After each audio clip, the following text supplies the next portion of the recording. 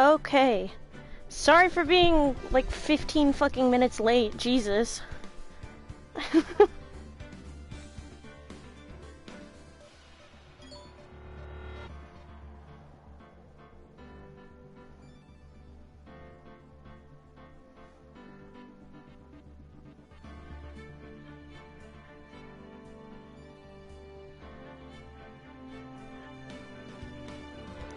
Okay.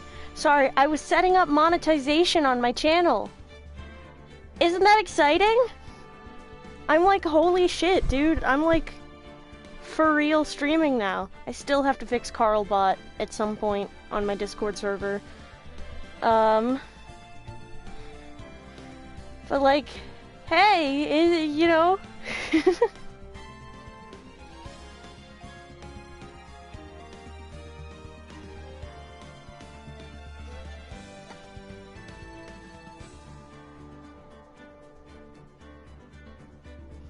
Okay. I'm just finalizing some stuff.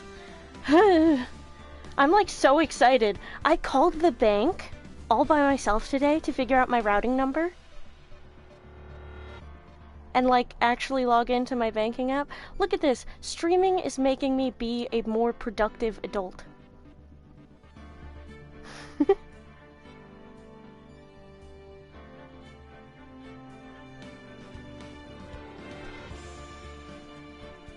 Okay. Gotta let the Blue Sky people know.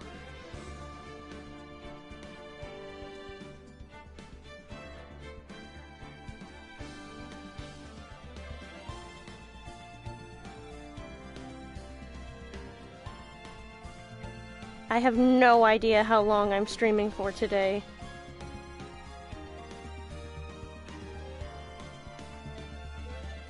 We're just gonna put 4 hours and see how that goes, you know?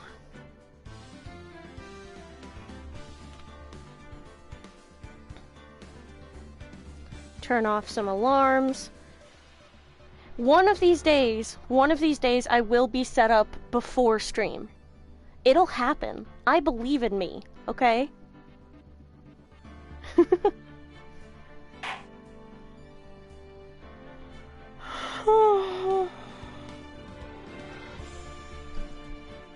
It'll happen one of these days, I swear to God.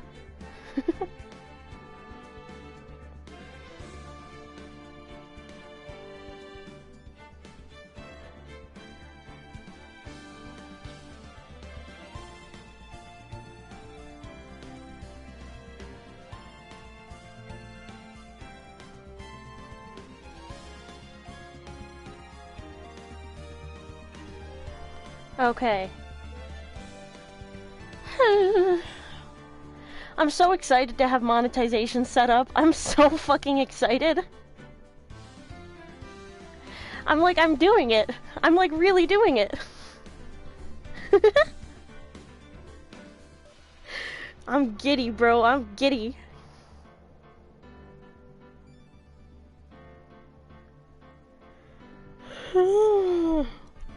Bro, why am I yawning? Okay.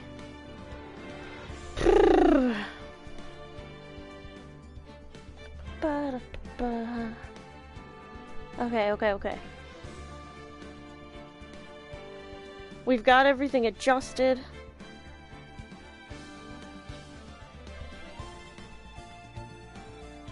Got everything done. I'm just gonna set up my phone on my beautiful Hatsune Miku phone stand, which is technically supposed to hold controllers, but hey, she's got open arms. Call her Polites. Polites. Life is amazing when you read it with open arms. And he's like holding the infant. That's like the craziest thing I've seen in an animatic. Polites holding the infant. Oh, I gotta grab my water. God damn it. I thought I had everything set up. Okay. Now we should be good. My dogs are barking, but that's not a me problem. It might be a me problem. No, it's fine. It's fine. Okay. I'm so excited for this trial. I'm like, what the fuck is gonna happen? Oh my god, I didn't even get the walkthrough up. That's important. I'm gonna try not to use it that much.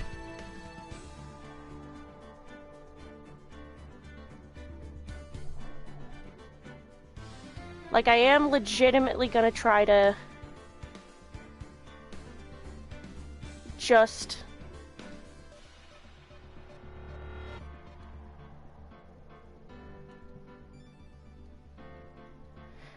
just like fucking goddamn fucking, my mouse is still broken, so I'm using my drawing tablet as a mouse again.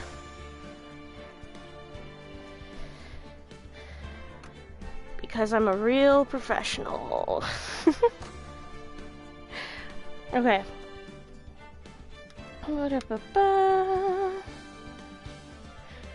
I hate how this Apple mouse has no indication that it's charging.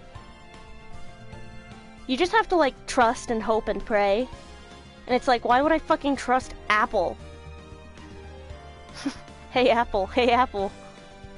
Okay. Okay. I think I'm gonna get started.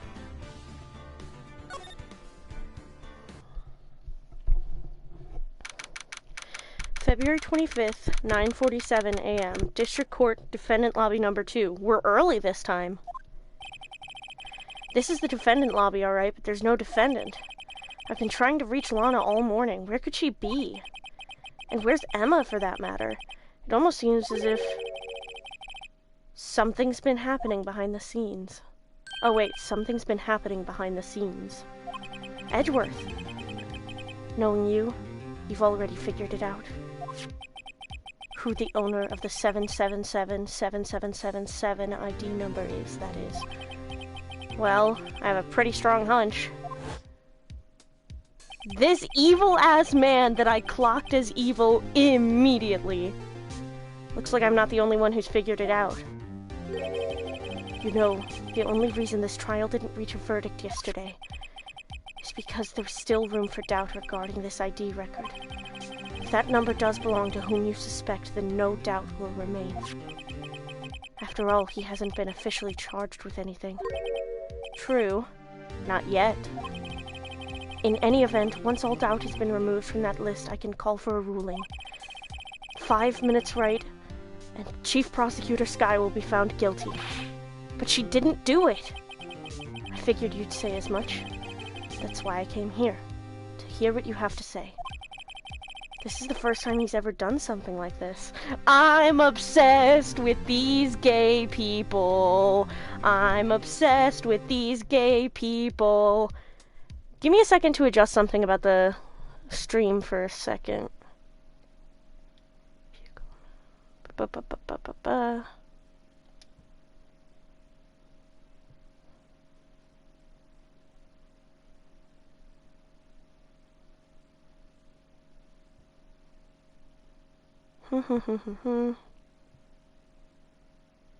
Oh, there's a text-to-speech. Yeah, no. Okay. Yeah, no, I can't actually adjust the pop-up that says, like, on air and how many people are viewing and the comments and stuff. This is the first time he's ever done something like this. Lana's hiding something, and the only way we'll ever know the truth is to draw it out of her. The truth? Everything goes back to the SL9 incident. Sorry, give me a second. Everything goes back to the SL9 incident. Don't be stupid. Today's the last day of the trial. We don't have time to reminisce about the past. That depends on you. If she's found guilty, you'll lose your only chance to find out what really happened. I'll think about it. See you in court, right? Ugh, they're so gay. This is it. If I'm ever going to find out what Chief Gant has on her, it's now. February 25th, 10 a.m. District Court, courtroom number 9. Court is now in session for the trial of Miss Lana Skye. The defense is ready, Your Honor. The prosecution is ready, Your Honor. Normally, this is when the prosecution puts forth its opening statement. But before that, the police chief has a proposal to make. Chief Gant. I can't stand this motherfucker. Morning, folks. How's everyone been doing? Hey, you been back to the pool yet? Why? Is it like a baptizing thing? Is that... No, I've been drowning enough as it is in my work. Oh, that's a good one. Don't think I can top that. I could top many other things, though.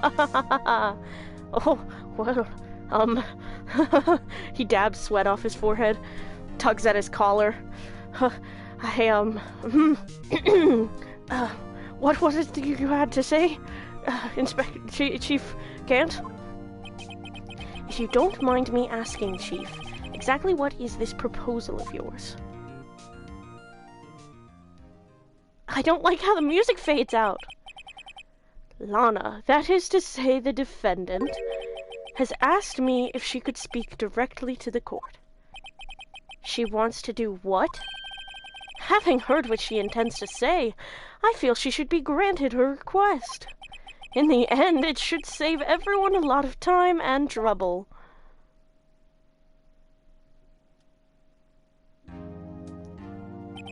What's this all about, defendant? I'd just like to make one simple request and I'll be finished. Well then, what's your request? Your Honor, I'd like you to put an immediate end to this trial. Huh? I confess to all charges against me. On February 21st of this year, I murdered Detective Bruce Goodman in the underground parking lot of the prosecutor's office. No, Lana! It almost looks like she's crossing her fingers behind her back. You can't! Your Honor, the defendant's claim does not change the defense's plea. In that case, Mr. Wright, I no longer require your services. But Lana! Your Honor, I hereby forfeit my right to an attorney. The prosecution may lack direct evidence against me, but it has sufficiently proven its case through testimony and circumstantial evidence. I would like you to render your verdict now, if you please. Well, the defendant certainly has the right to self-representation. Her request is legally valid, although this is an unprecedented situation. Indeed, it appears there's no further need to continue this trial, even if Mr. Wright may feel otherwise. This can't be happening. It appears the time for the verdict has arrived. This court finds the defendant... Objection! One moment, Your Honor. Mr. Edgeworth! I knew it! Yes, let's go, Edgeworth! The prosecution has not yet proven the defendant guilty beyond reasonable doubt. Any ruling at this stage would certainly be premature. Come now, Worthy. I understand this is a difficult time for you, but why don't you just be a good little boy and keep your mouth shut, I don't like him. I don't like him.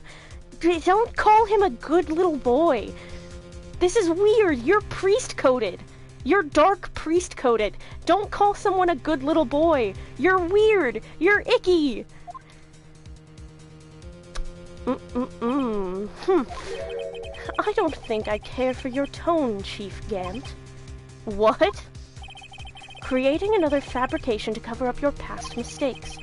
Sorry, but I'm no longer the naive little boy you would have me be.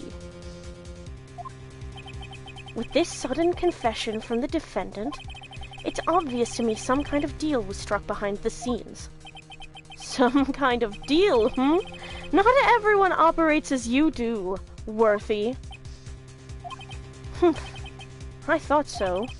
Your Honor, the prosecution would like to change its first witness.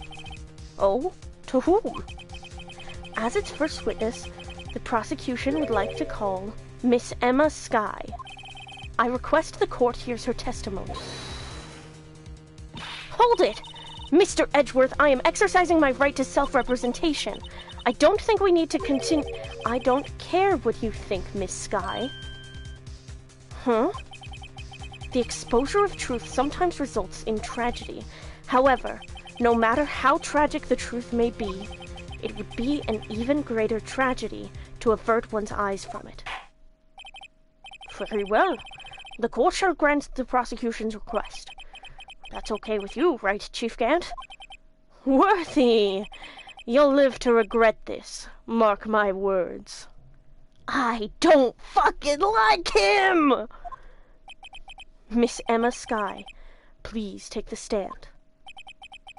Looks like Edgeworth has decided to take the horse by the reins. Edgeworth with a leash in his hands. Oh boy, I'm thinking about that normal amounts. Oh, Emma, she's so baby. She's a little itty bitty baby. Oh, she's a bitty baby. Now then, witness, please state your name and occupation. My name is Emma Skye. My occupation, I'm Lana's little sister, and I want to be a scientific investigator.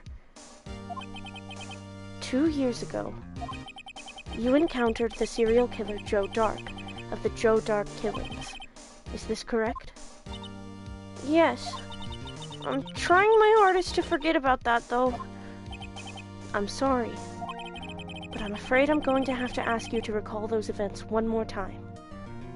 Oh, he's being so gentle with her! He drives me crazy! Mr. Edgeworth, please remember this trial concerns the murder of Detective Goodman. Is an incident that was resolved 2 years ago really all that relevant? Eee! Hi, beloved!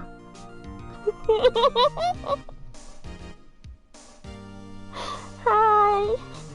You subscribed to me! That's my first sub ever! Yay!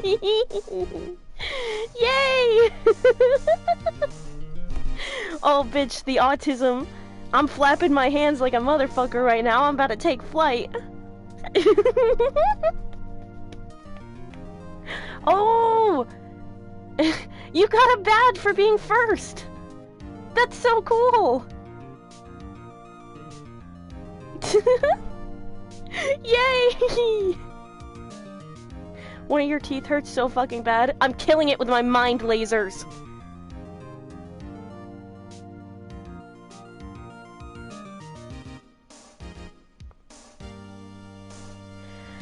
Okay, all that's happened so far is that Gant was like, Lana would like to have a special request for the court, and Lana was like, I'd like you to declare me guilty, actually, and Wright is going to protest, so basically I forfeit my right to an attorney, and I'd like you to declare me guilty right now, before they can pull any bullshit. I want you to say that I'm guilty, because I definitely killed Detective Goodman on February 21st. I stabbed him in the underground parking lot of the prosecutor's office. I definitely did it. And Gant was like, there you go, that's it. Let's not waste any more time. And Edgeworth objected and was like, we haven't proved, the prosecution has not proved beyond a reasonable doubt. It would certainly be premature to declare a verdict right now.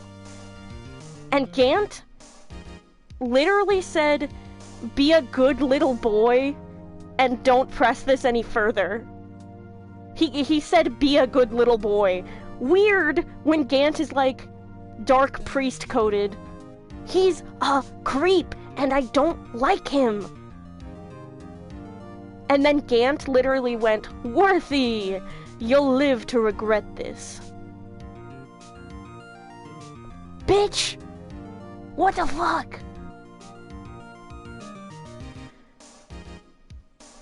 Ew. But Edgeworth is literally like, no, I'm going to call a different witness. I'm calling Emma Skye to the stand. And now he's like asking her to testify about that day when Joe Dark almost killed her. And he was like, she was like, I try to forget that. And he's like, I'm sorry, but I'm going to ask you to remember. Yeah, oh my god. Fucking Gant's outfit is low-key Nazi reminiscent too. It's fucking crazy. Oh my god. Okay. So that's basically where we're at. Is an incident that was resolved 2 years ago really all that relevant? Yes, it most certainly is. Well, okay then. He sure gave in fast. Now, please testify about what happened to you 2 years ago. She looks so sad! The trip to yesteryear has finally begun. It's bound to lead to the truth behind this trial.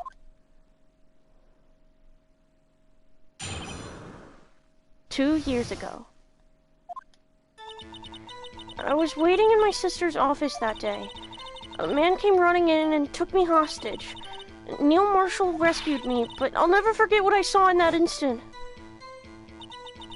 The man raised up his knife and stabbed Mr. Marshall in the chest. It's a good thing you weren't harmed. I passed out. I don't remember much. That's understandable. However, please tell me, Mr. Edgeworth, what does this testimony have to do with Detective Goodman's murder? That will soon become apparent, Your Honor. You've got to admire him for his courage, considering he has no evidence. The thing that's so crazy about this is that he's like, I'm trusting you. Like, there is this implication that he is trusting Phoenix to reveal everything. Like,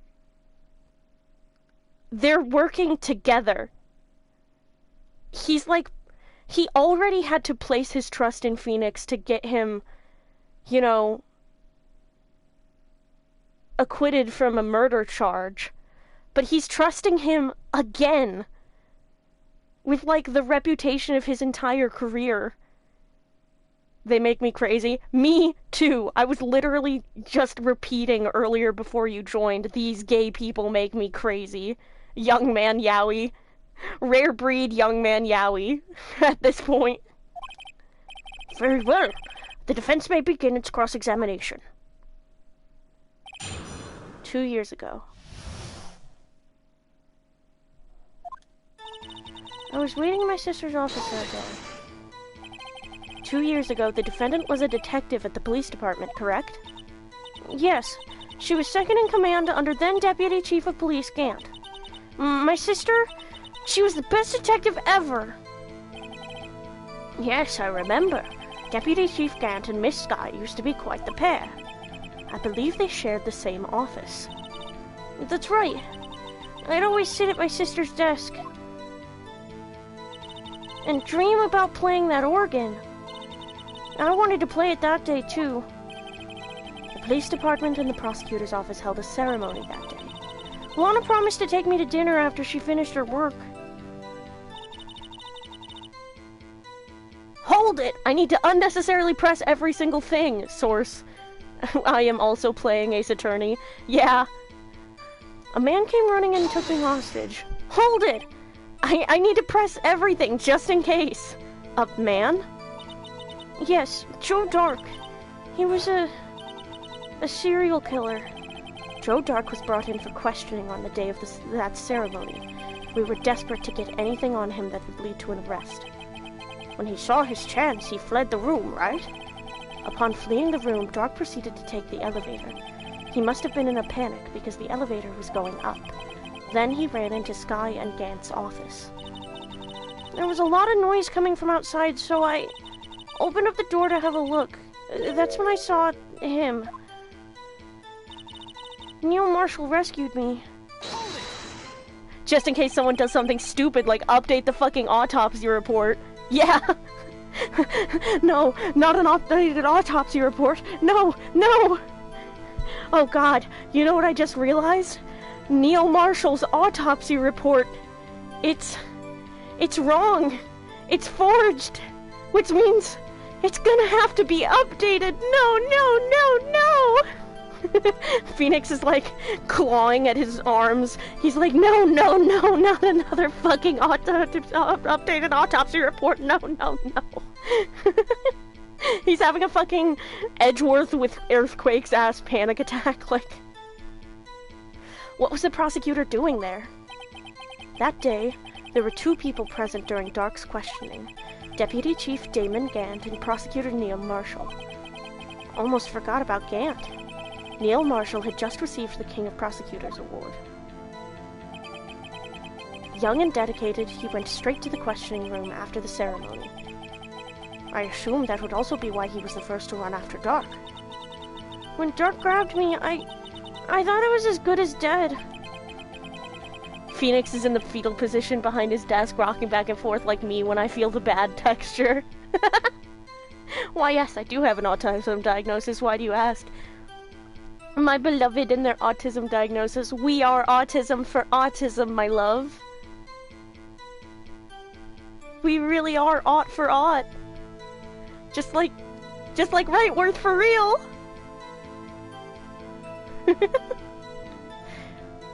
And that's when Prosecutor Marshall came running in? I don't clearly remember what happened then. But I'll never forget what I saw in that instant. Can you tell us about that? Mr. Marshall jumped on Dark. Just then, the lights went out. The lights? It was just about this time of year. There was a terrible storm going on and lightning struck nearby. Wow, so yesterday was just thematic. So the electricity went out. Wait a minute. If it was pitch dark in that room, you shouldn't have been able to see anything, right? Right, but just then lightning flashed again outside. That sudden flash left an unforgettable image of the scene in my mind. I see. I told the detective about what I saw then. The detective? Yes, Detective Goodman. He was in charge of the case. Detective Bruce Goodman, the victim. Hear more. So you spoke with Detective Goodman about this 2 years ago? Yes, that's what's so scary about this trial. And you told Detective Goodman what you saw?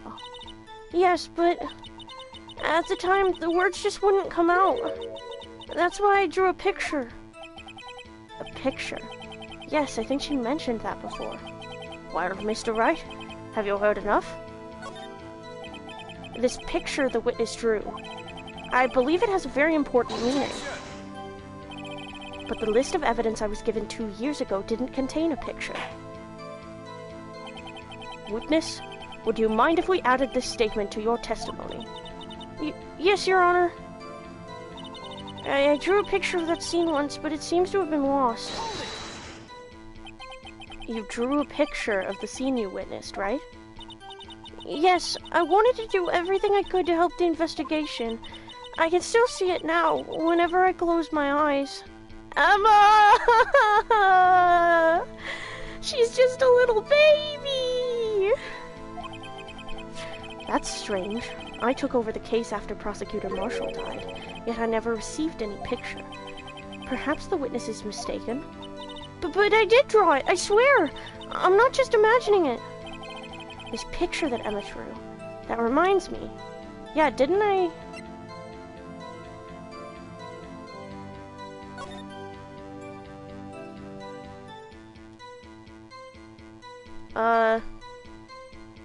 Well, I can't... I guess I should check the evidence again. Well, anyway, let's continue. This scene that imprinted an image in your mind, can you please describe it to us? The man raised up his knife and stabbed Mr. Marshall in the chest. Okay, can I present this evidence list?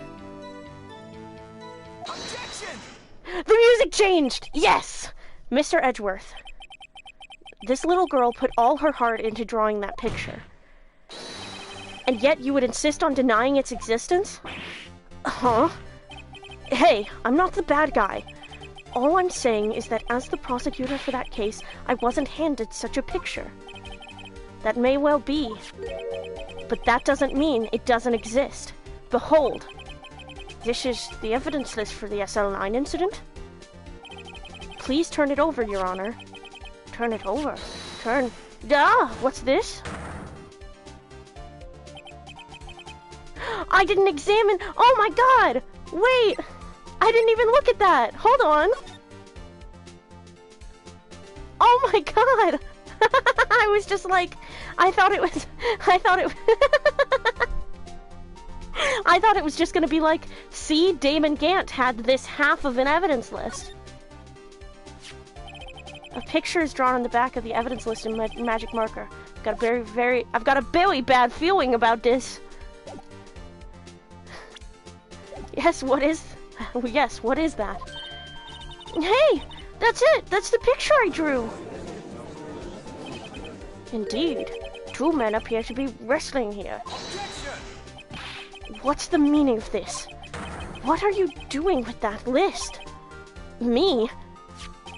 Only the prosecutor in charge should have access to that list. Huh?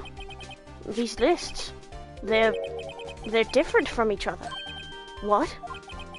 It would appear, Mr. Edgeworth, that the evidence list you were handed 2 years ago was incomplete. These two lists fit together to form one. You can see the marks here where they were torn apart from each other. So you see, Mr. Edgeworth, it's quite obvious what happened. 2 years ago, only half of the evidence in that case ever reached you. What? What? Order! But, Miss Skye, why did you draw your picture on the back of such an important list? Because that's what Detective Goodman handed me in the questioning room, Your Honor.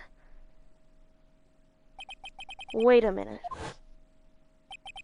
If this list was torn in half, then that means... Your Honor! Sorry, I got a nose itch. Your Honor! Are you alright, Mr. Wright? Your eyes are bulging from your head. If the evidence list was torn in half, then there might be more of the drawing on the back of Mr. Edgeworth's list. Yes, that's quite conceivable, Mr. Edgeworth. It's possible. Let's see. Is something wrong?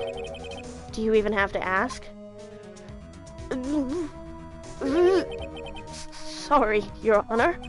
There is indeed something drawn on the back of my list. It's that thing.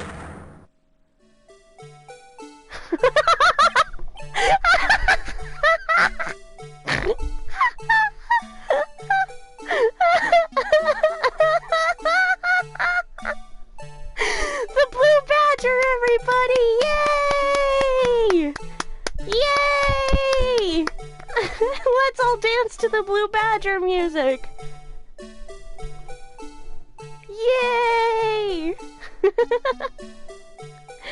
Motherfucking blue motherfucking badger! That's right, baby! That's that thing! That thing that was dancing in the evidence room! Clearly this act of vandalism is the work of a certain chief of detectives. I guess he was out of scrap paper. Evidence list restored and updated in the court record. Very well. Witness, will you please testify about this picture you drew 2 years ago? Huh? Oh, yes, sir, Your Honor. What's wrong with Emma? Wait, let me look at the whole picture.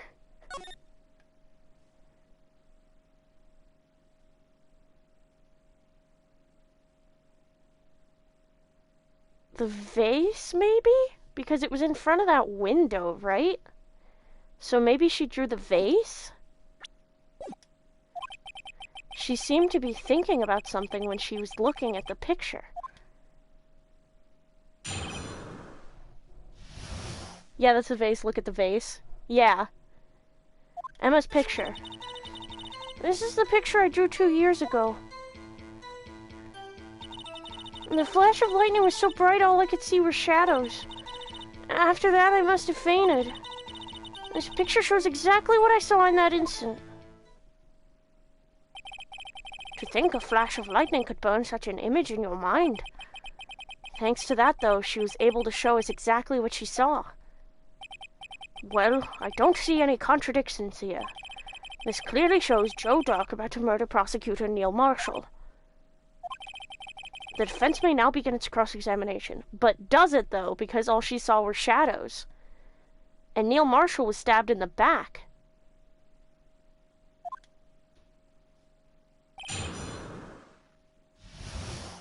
Emma's picture. This is the picture I drew 2 years ago.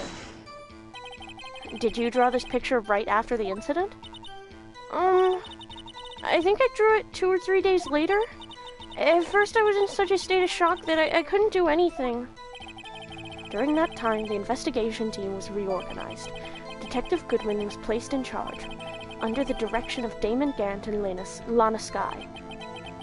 2 or 3 days later, the memory should still have been fresh in her mind. Excuse me, witness. But can you please tell us why this picture is painted all black? The flash of lightning was so bright all I could see were shadows. So, at the time you didn't even know it was Mr. Marshall who had come to your rescue? No, I couldn't see him clearly. The lightning was so bright, and I was knocked to the floor. You were knocked to the floor? Dark had a tight grip on me, but when Mr. Marshall jumped on him, I was knocked away. I turned around, and that's when the lightning flashed. Poor Emma. I'm just glad she wasn't hurt. What happened after the lightning flashed? After that, I must have fainted. You mean you didn't see the actual murder take place? No, I'm sorry. Objection! The flash of lightning only drove off the darkness for a split second. Not only that, but the trauma of the situation understandably caused the witness to faint. The way that he's so, like, defensive and protective of her, like, in this really, like, subtle way, but, like, it's like, he's so obviously defensive. Ugh! Miles Edgeworth! Miles Edgeworth, the man that you are! Do you really need to torture this girl any further? What? Hey, I'm not the bad guy here! Anyway, this picture shows exactly what I saw in that instant. Of course he is here, love. He's defending the child version of himself. I know! The boy in the elevator! I know! That's what makes me so crazy about it! Because he's being defensive of his younger self, and what makes me so crazy is that he hated that version of himself for so long because he thought he killed his father because of the fucking nightmare that he had over and over every night for 15 fucking years. And then he found out it was never his fault. It wasn't his fault. It was never his fault the whole time. And no one was ever there to defend him from the punishment that he placed on himself. So he's defending a younger version of himself from any kind of, like, undue harm. Because he never had that. Oh my god, I'm like sweating. I need to take off my jacket. Oh my god. They make me crazy, cuckoo, insane. Oh, it's making me ill. Hey, love, I think you were already ill. Potentially chronically so.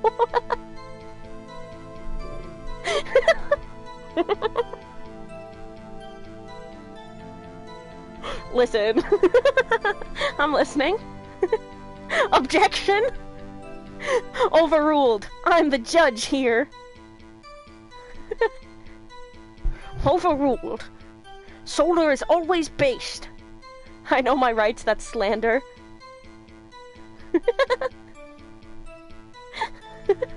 What? Me, I'm just a little guy, Your Honor. Okay. I'm gonna sue you in UK court. Oh no, I guess I'll just have to fly over to the UK for it. Fuck your First Amendment. I guess I'm just gonna have to fly over to the UK for it. Oh no, what a shame. I'm gonna be in the same place as you at the same time. Oh man, how terrible. Oh, how terrible to, like, be in the same place as you at the same time on the same continent. In a courtroom. A courtroom is the most romantic place. You're acting like Clavier? No! Oh no, Air Forehead. Oh god, I'm gonna have such a bad Clavier voice. I need to start practicing a German accent so that it's not bad. I need to not be embarrassing to you, a person who has been to Germany. You can do it. But the thing is, okay, I have actually been thinking, maybe I'll get the computer version of Ace Attorney Apollo Justice trilogy, so that I can run it on my computer instead of on the PS4, so that I can have friends come in and call sometimes, and figure that all out. So that you could do Clavier. Yay, play Spirit of Justice and Dual Destinies with me. I would not mind, my love. Okay, anyway, I'm gonna stop being fucking gay. Ew. Okay. Sorry for asking so many times, but are you sure you drew exactly what you saw? Of course! This is the exact scene! It wasn't influenced in any way from your talks with the detectives. Are you insinuating we somehow manipulated her memory, Mr. Wright? You'll hate Rettens. He's a capitalist and Californian. Ew! Stinky! No, of course not. I'd better watch out, or he might find some way to cut my salary. He might find some way to punish me. Hi, Nova! I better watch out, or Edgeworth is gonna find some way to punish me. Oh no, what a shame that would be. Tucks hair behind my ears. Just got done with wind ensemble and took a shower while my partner's dying of period death. Rip. Rip Augustus.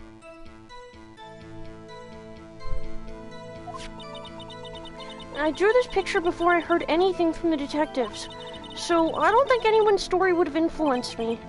Mr. Wright, is there something that's bothering you about this picture? Huh? Oh, well...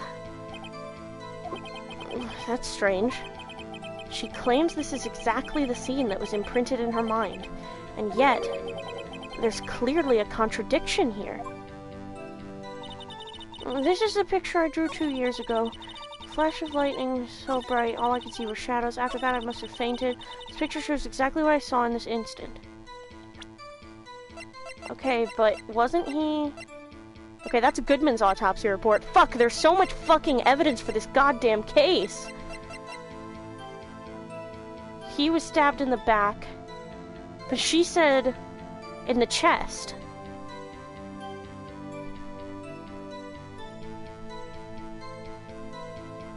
Ah!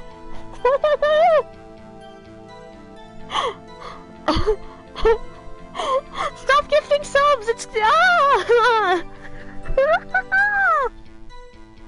I'm so glad that I set it up to notify me in chat, or else I wouldn't have even seen that. Beloved! Love!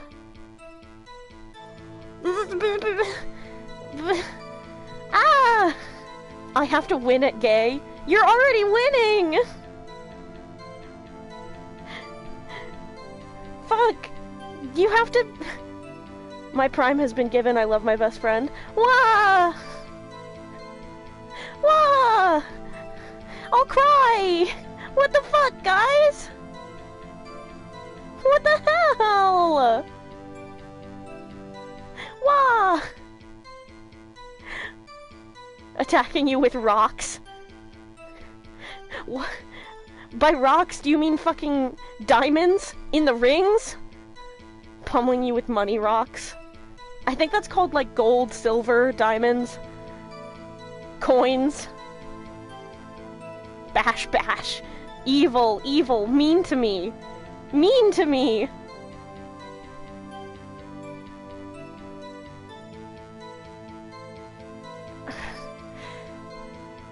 Hey, fuck love, if you want another thing to do that'll make me happy cry, you can fucking clip anything that you find super funny.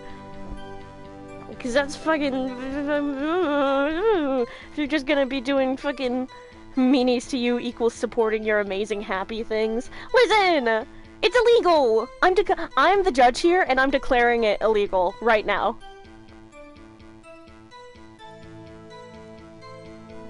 I'm literally declaring it so illegal. By the way, I do have a channel points system. I don't know if I've ever said that. I have like rewards and stuff, but it's only set up through like Streamlabs, and so like the only time that I would actually see any of the stuff, it would be when I'm streaming like on my computer.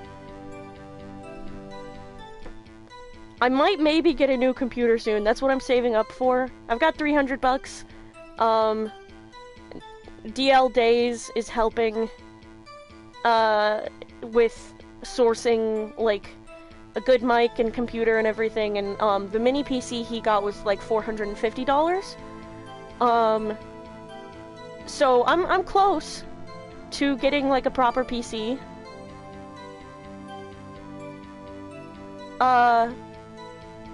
So that's, you know, exciting, and then I'll like be able to stream and edit and stuff way easier.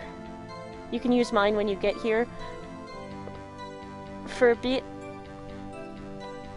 Yeah, but I'm saying like for now.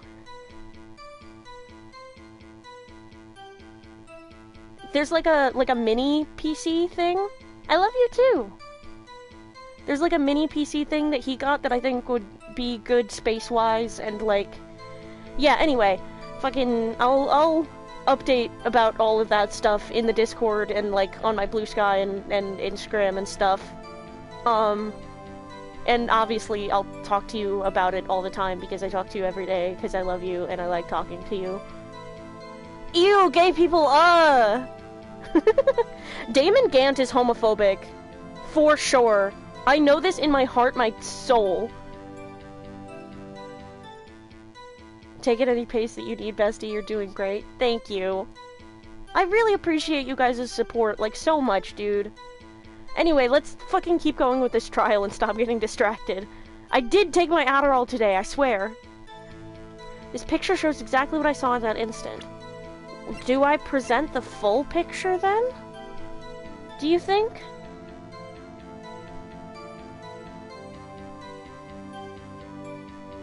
Do you guys think that I present the full picture because, like, it's zoomed in? And it seems like she drew the blue badger shape? Do you think? That's what I'm thinking. Gotta be real with you, Chief IDK. Okay, we're gonna try this. The witness's statement is clearly faulty, Your Honor. I'm sorry, but I can see nothing faulty. Unfortunately, I will have to penalize you. Fuck, don't penalize me! Ugh, I must be on the wrong track. Fuck it, I'm looking at the walkthrough. It's the drawing.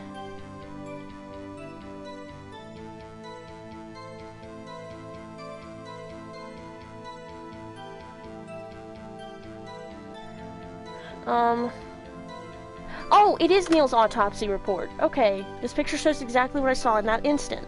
Okay, okay. Okay, fucking... Objection! I hate to be the bearer of bad news, but this picture the witness drew contains a blatant contradiction. What? But I still remember it just like it was yesterday. Mr. Wright, perhaps it would be faster if you simply pointed out this contradiction for us. What part of this picture contradicts the autopsy report? his chest or the knife.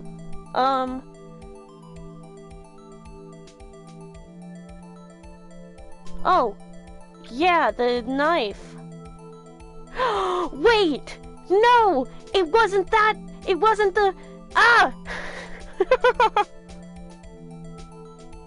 Wait, it wasn't that knife. It wasn't the switchblade. It was the fucking thing from the trophy. The contradiction, of course, lies here. Take a look at the knife the man is holding. If you look closely, you can see its tip is broken. Even I don't have to look closely to see that, Mr. Wright. But, Mr. Wright, look at the evidence. See the murder weapon? Its tip is broken, too. If I recall, the tip of that knife was found broken off in the victim's body. It was the conclusive piece of evidence that proved Joe Dark was the murderer. No, I'm afraid it's not so simple, Emma. And where, pray tell, could you possibly see a problem? It's obvious, really. The victim suffered a single stab wound to the back. If the victim was only stabbed once, then the murder weapon should not yet be broken. Ah! What's the meaning of this? Perhaps the knife was broken beforehand. Sorry, but I'm afraid that's not possible. The tip of the knife was found inside the victim's body. If it was broken beforehand, it couldn't possibly wind up in there. That's right. But what does this mean? The tip of the knife was undeniably discovered within the victim's body. The only possible explanation is the witness's memory is mistaken. That's why I asked her so many times if she was sure she remembered correctly. I believe you were annoyed at the time, but she was sure she remembered correctly. But there's no other way to explain this inconsistency. Not so fast, Mr. Edgeworth. There is another explanation. Have you forgotten already? About a little something called falsified evidence? You're treading on thin ice, right? All I'm saying is that this broken knife tip might be the piece of evidence that was forged. You can't deny the possibility. No. Ugh! Order! Order! Order! Are you saying the investigation really was corrupted? Your Honor, please allow me to once again go over the events that took place the day of the murder. The police department and the prosecutor's office were holding a ceremony that day. After receiving the King of Prosecutors Award at the ceremony, Neil Marshall questioned Joe Dark along with Damon Gant. During his questioning, Joe Dark fled the room. Prosecutor Marshall chased after him and was killed by Dark. It is my belief that somewhere in this story there is a lie. I'm not lying. The man really was holding up a broken knife. If that's true, then there's no other way around it. This could not have been the actual murder weapon. There must have been another broken knife. What are the chances of there being two broken knives? Another broken knife besides Joe Dark's.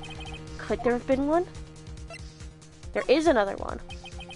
If the witness is this adamant about the accuracy of what she saw, it can't just be explained away by a simple observational error. Mr. Wright? In that instant, Emma really did see a broken knife. I assume, then, that you have some information about this other broken knife. If so, please feel free to enlighten us. The murder weapon was already broken prior to the murder. There's only one way. Take a look at this. Here's the real murder weapon. The answer lies in the past. 2 years in the past. Right here inside this picture. This is so easy versus what my ass is going through in Spirit of Justice. They're just like, ooh, bitch, figure it out. And I'm like, what? Oh, I am so looking forward to that. I'm gonna let you take care of that bot real quick. This is a picture of the award ceremony. This is a picture of the awards ceremony. What is it, Mr. Edgeworth? It's the broken murder weapon. Notice the award Prosecutor Marshall is holding.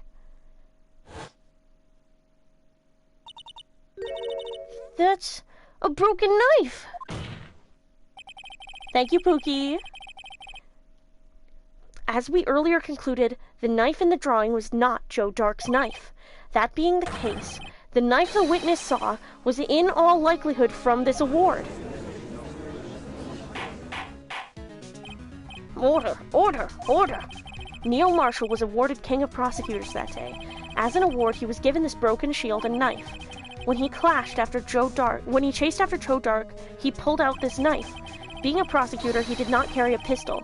This broken knife was the only weapon he had in this dangerous situation. But that can't be. Oh, and why not, Mr. Edgeworth? Because if the King of Prosecutors' award knife was the murder weapon, then the murderer and the victim would be reversed. What do you mean? I mean, this man raising a knife would have been Prosecutor Neil Marshall. Oh! That's what I was thinking earlier, though, when she said that they were just shadows. I was thinking the guy on the ground isn't Marshall. But the prosecutor was the one who actually died. That's true. What's going on here? It seems Mr. Wright has been a bit too eager to jump to conclusions. Hold it! Wait! I remember now. I remember everything. Witness? Mr. Edgeworth. What is it? Could you show me your evidence list again, please? His list? The one with that picture scribbled on the back. Play the music! Play the music! Aw, they're not gonna do it. I knew it. This picture. I'm the one who drew it. What? You drew that? That's right. The list wasn't torn in half at the time I drew this picture. There it is! The music! Yay! I'm doing the, like, Blue Badger dance in real life right now.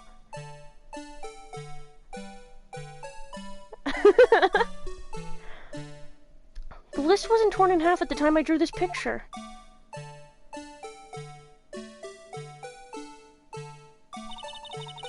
Badgers dance like your life depends on it. All this time I've been trying so hard to forget. I must have locked this part away deep inside me. Perhaps it would be best if we added this to the witness's testimony. Would you please tell us what you've recalled, Miss Skye? Yes, Your Honor. First the knife mix-up and now the Blue Badger. This should be interesting.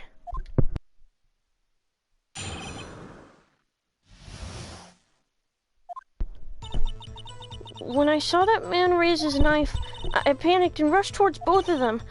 I think I knocked away the man with the knife. Just then there was another flash of lightning, and that's when I saw the Blue Badger.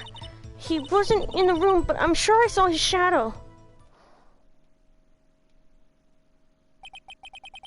This is certainly most unusual. Try impossible. The chief of detectives hadn't even designed him until this year. That would mean he didn't even exist 2 years ago. Yes, well, the defense may now begin its cross-examination. Brother, we cross-examined a parrot. Stop! Please, don't pursue this any further! Lana! What's the meaning of this? Please remain seated in the defendant's chair. But you can't do this! I've already confessed to the crime! Why can't you just leave it at that? Chief Prosecutor Skye, we've already come this far.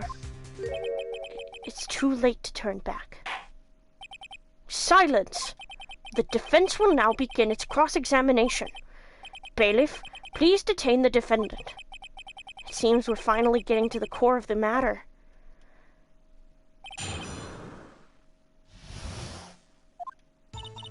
When I saw that man raise his knife... When you say that man, I assume you refer to Joe Dark? Yes, at least I think it was him. You think? All I could really see were shadows. The power outage that immediately preceded the incident is also documented in the prosecutor's office reports. So then you... I panicked and rushed towards the both of them. Why would you do something so dangerous? What else could I have done? He was about to stab Mr. Marshall. She seems convinced that Dark was the one holding the knife. But as we've just theorized, Mr. Marshall was the one holding the knife. Well, I didn't know that at the time. When that Dark guy knocked me down, all I could think was I've got to help that other person. I think I knocked away the man with the knife. What do you mean, you'd think? It all happened so fast, and I was in shock. I don't remember everything clearly. What I did, it's all kind of a blur. Miss Skye was almost killed before she was witness to a murder about to take place. With so much happening in a matter of seconds, a little disorientation is only natural. I saw the man about to stab the other person, who I thought was Mr. Marshall. I knew I had to stop the man with the knife. What you did was very brave, young girl. So then what happened next? Just then, there was another flash of lightning, and that's when I saw the blue badger. Are you sure about this? Well, of course. See? I even drew a picture of him here. But it was the chief of detectives who thought up this heinous beast. And that was just this year. The blue badger didn't exist 2 years ago. This is all quite verifiable. I know it sounds strange. I was surprised too when I saw him at the police department. She said he looked familiar. I forgot about that. I had this nagging feeling that I'd seen him before somewhere. Now I finally remember. Oh, brother. Just when you thought that thing had caused enough commotion. Tell us, where in the room did you see him dancing? He wasn't in the room, but I'm sure I saw his shadow. His shadow?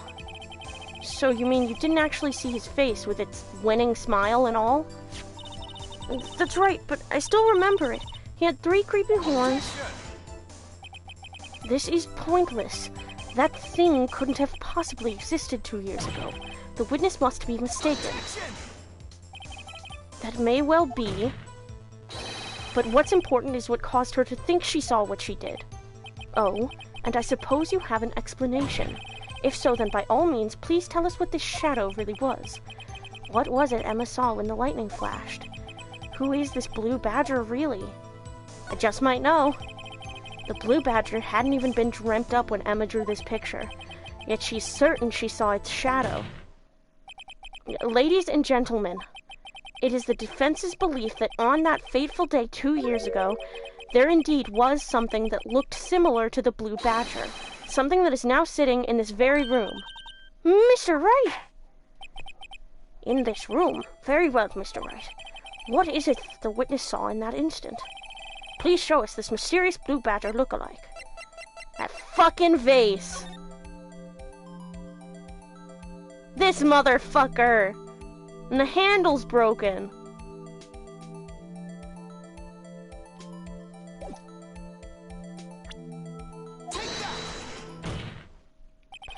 The mysterious blue badger was in fact this. But that's... what exactly is that? I believe it's some sort of jar. But Mr. Wright, that doesn't look anything like the blue badger. Indeed it doesn't. As it stands now, it's just a plain jar. However, what if we were to change our viewpoint? Our viewpoint? I've got to show them the correct angle to look at this from.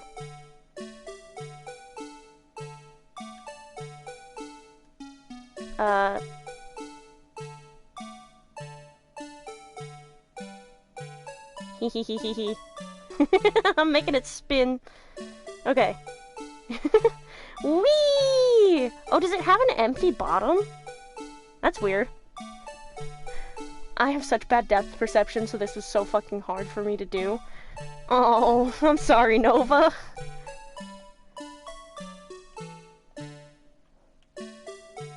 Okay, I'm just gonna... Boop. Present. This isn't right. I've got to make it look more like the badger. Allow me to remind the defense its case hinges on the witness's drawing. Mr. Wright, if Mr. Wright can't match the shape the witness drew, we cannot accept his claim. I've got to find just the right angle. Motherfucker! I picture things in my brain in 3D. Yeah, me and you were just talking last night about how you have, like, hyperphantasia. You and Nova, like, opposites. Maybe I should rotate it vertically a bit more, or horizontally? Come on, Mr. Wright, you can do it! I've got to show them the correct angle to look at this from. From the fucking bottom, I guess? I don't know.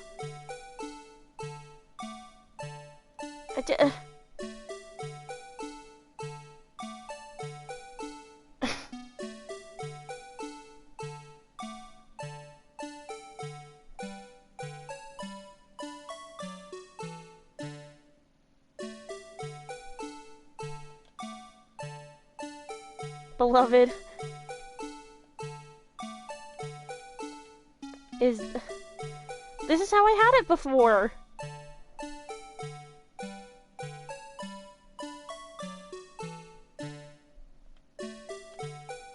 Is this?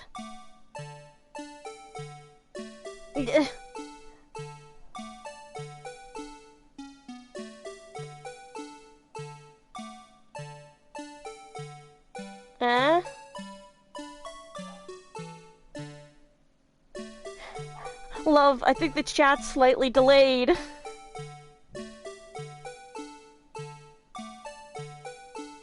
Oh, like this? Or...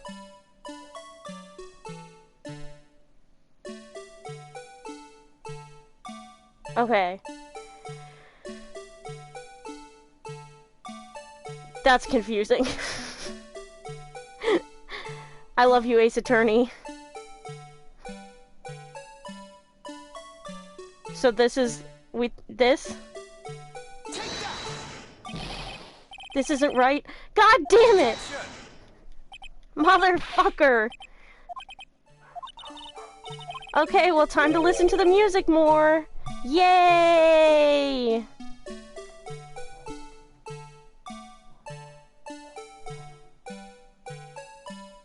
Oh! We were right, just the other way. Rotate so that you can see the blood. Yeah! Okay, yeah.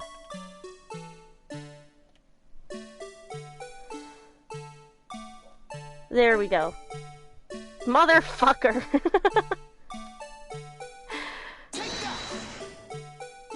Okay, there we go. Well, is this a miracle or what?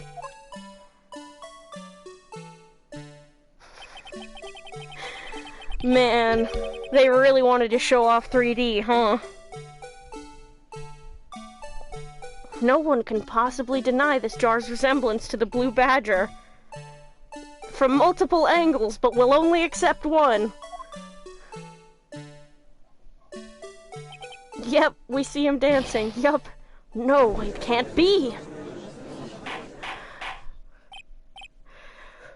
They needed the 3D for the next games, I fear.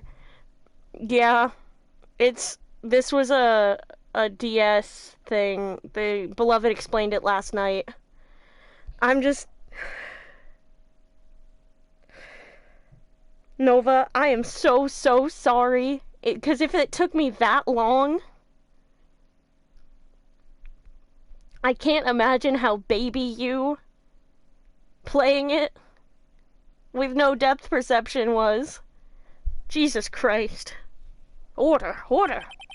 Trial made for the DS port of AA from Game Boy Advance. Yeah, the defense has proven its claim.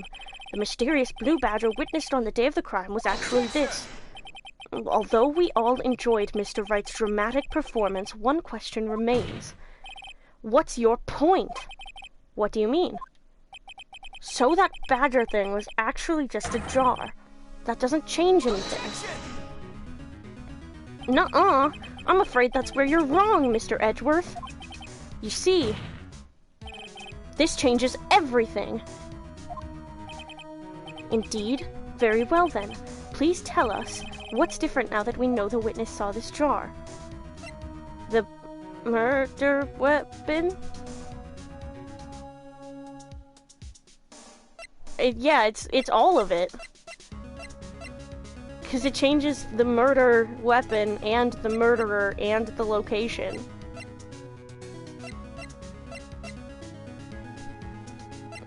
So the walkthrough literally says it doesn't matter what you pick because it changes all of it. Allow me to take these in turn. At the moment of the murder, the witness saw this jar. At a very specific angle, I might add, Mr. Wright. Yes, well, knowing this, where could she have seen this jar? Where? The location of the jar is shown in a picture taken on the day of the crime. It's on a shelf in the office of Damon Gant. But the body was found lying near Lana Sky's desk. The witness testified so herself. Yes, and it is these two facts that reveal what actually transpired. You see, the struggle between Dark and Marshall did not take place in Lana Sky's office. It happened on the other side of the room in Chief Gant's office. Are you implying the murderer moved the victim's body from Damon Gant's office to Lana Sky's office? No, somebody else did. Yes. I love it when the game soft locks you into success after so long of fucking up. They knew how fucked up that base minigame was, LMAO. They knew that was fucking mean. They knew it was mean. They had playtesters do that shit. And they were like, ugh. We're just gonna give you a win here no matter what. We're gonna be niceys now. Anyway, yeah, the murderer. Why would he do that? There's no reason. Exactly. Huh? If there wasn't a reason, he wouldn't have gone through the trouble. The only logical conclusion is that there was a reason. Do you know what that reason was, Mr. Wright? I finally figured it out. So this is why Lana tried to stop the trial. It's too late to quit now, though. Please recall the witness's testimony. She said she knocked away the man who was holding up the knife. In the next instant, the jar was hit and flew through the air. Now tell me, what could have sent the jar flying? That would have to have been the impact the man made when he was knocked into the wall. Ladies and gentlemen, if I may draw your attention to this picture once more. If the man was knocked in the direction of the shelf the jar was sitting on, what would he have hit? The suit of armor, holding a very sharp and dangerous-looking sword. Yes. And since the man who was knocked into the armor was carrying a broken knife, he would have had to have been Neil Marshall, wielding the King of Prosecutors trophy. No, Mr. Wright, you can't be thinking... Yes. There is another possibility of what actually transpired in that room. Another possibility. Of course, the perpetrator would have had no idea, but nevertheless... I don't know if I can go through with this. I kept thinking that. When I saw that picture, I kept thinking, oh, that's a sharp fucking spear it has there. Oh, that's a sharp fucking spear. I kept thinking it. I didn't vocalize it, but I swear to God. Momo's being evil right now. He's eating my toes and it's mean. He's a weirdo with a little foot fetish. I support my godson, no matter how much of a weird little freak he is. Foot fetish cat. For reals. You gotta take a picture and post it in the Discord. I don't support him. Love! Be nice to the baby! Mr. Wright, what's the matter? If events took place as the defense theorizes, then the outcome is obvious. In that moment, assuming the man Emma Skye knocked away was actually Prosecutor Neil Marshall. Oh my God.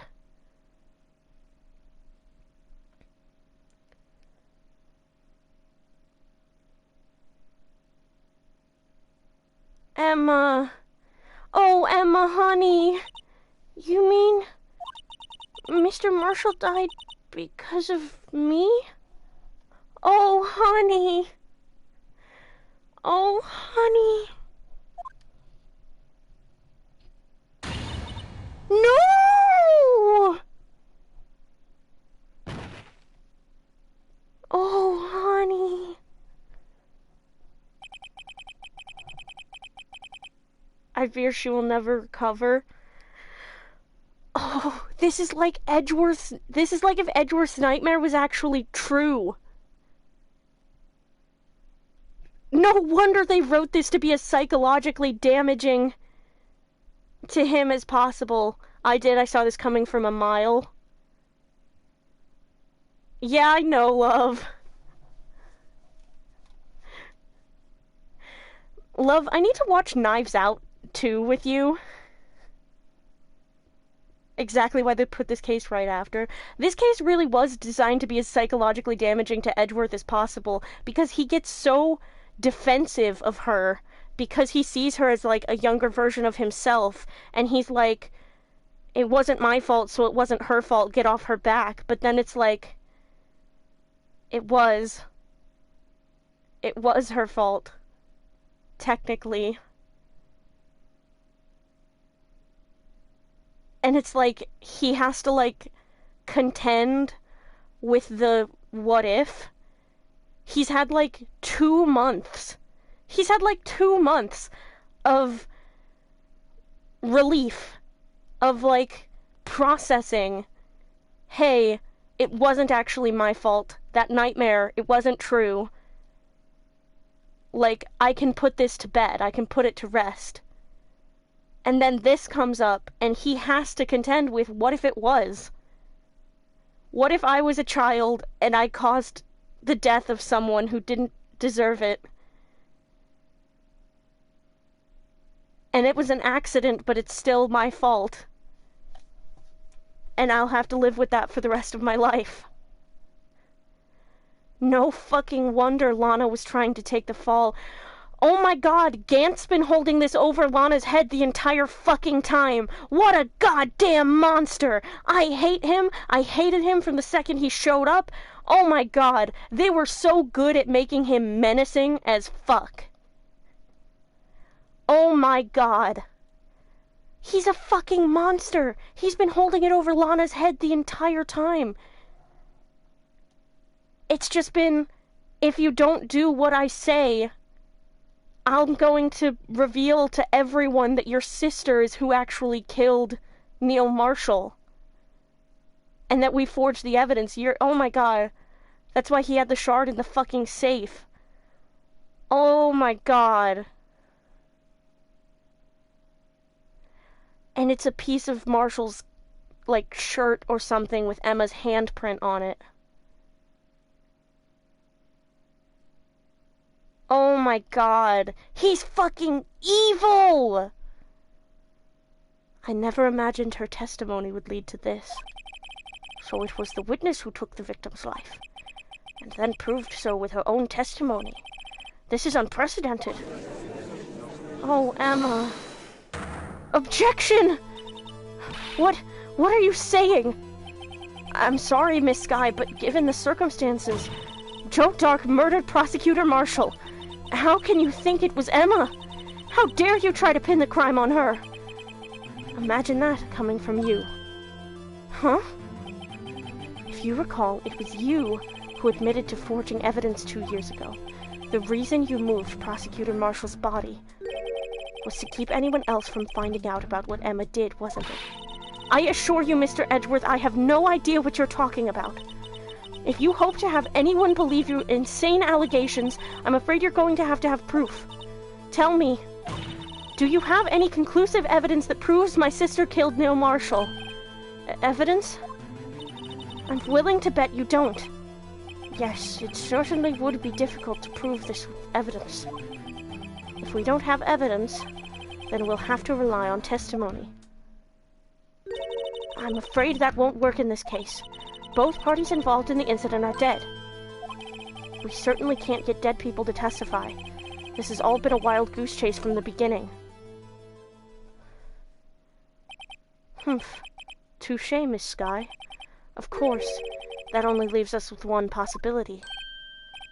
You mean there's still another possibility? What do you mean, Mr. Edgeworth? I mean the possibility that the victim has left us a message. For better or for worse, Mr. Marshall did not die instantly. He may have left behind the name of the person who took his life, in one manner or another. That's impossible. Well, Mr. Wright, this is the only possibility left to you. A message from the deceased. Can I sabotage the trial? I don't wanna do it. Does such a message exist? I don't know, Your Honor. What a mystery. I'll cover up evidence. I don't care. Emma's my little baby. When it was Lana, I didn't really fucking care. When it was Gant, I wanted him dead, okay? But this is Emma. Can't I just sabotage it? Can't I just...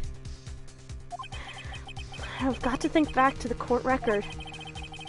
The real murderer's name that the victim may have left behind. It doesn't exist, guys! Sorry!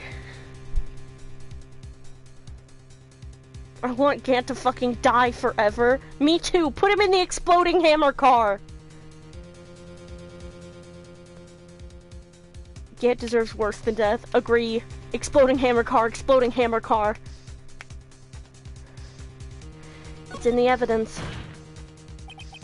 This message from the deceased is already in our possession. Mr. Wright, will you stop at nothing to prove my sister a murderer? Do not be mistaken, Miss Sky. Huh? Our purpose is not to accuse Emma of any crime. There is only one thing we seek, the truth. No matter how painful it may be. It's painful for him. It's painful for him. It's painful. For Edgeworth, it's painful for him. But he's going after the truth anyway, even though it's painful. Ah! I'm Shinji posing right now. I am... Oh... Please show us the piece of evidence that conveys a message from the deceased. Oh wait, shit. No, I'm glad that the X button isn't the present button.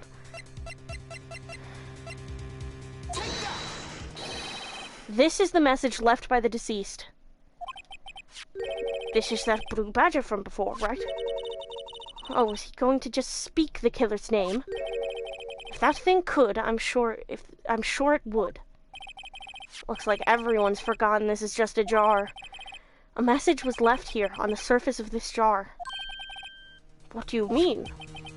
If you look closely, you can see a faint trail of blood on this jar. Looks like someone wiped the blood away.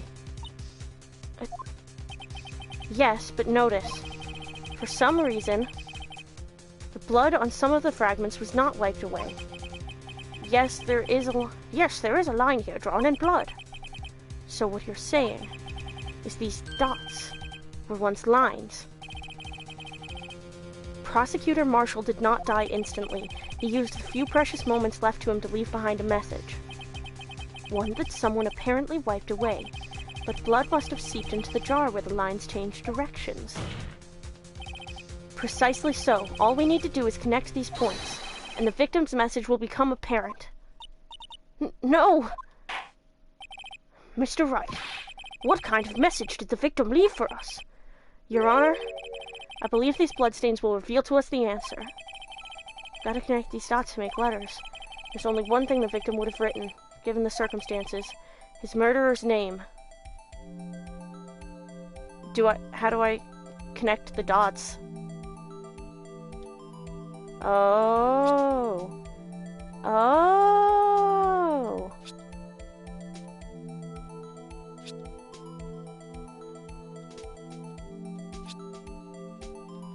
See, this is fun.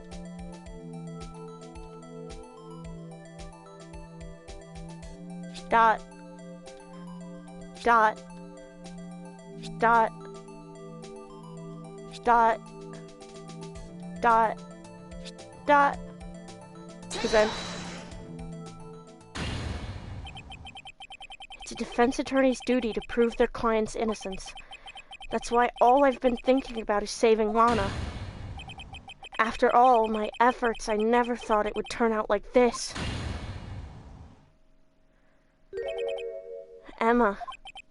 So this is the final message Prosecutor Marshall left behind.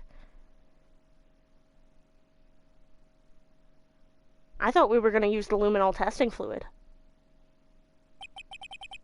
Of all people, she may not have meant it, but in the end, the one who took the victim's life was Emma Skye.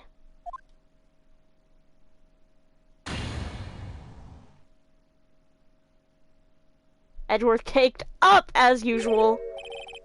See, Worthy? Can't say I didn't warn you. I hate you!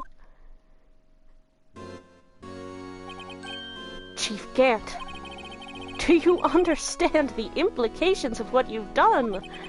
What? What are you talking about? 2 years ago, Joe Dark was sentenced to death. He was convicted because of his final murder. I believe you were the prosecutor in the case, were you not? Yes, Worthy. Because of you, an innocent man was sentenced to death. Not only that, but you used forged evidence to ensure his conviction.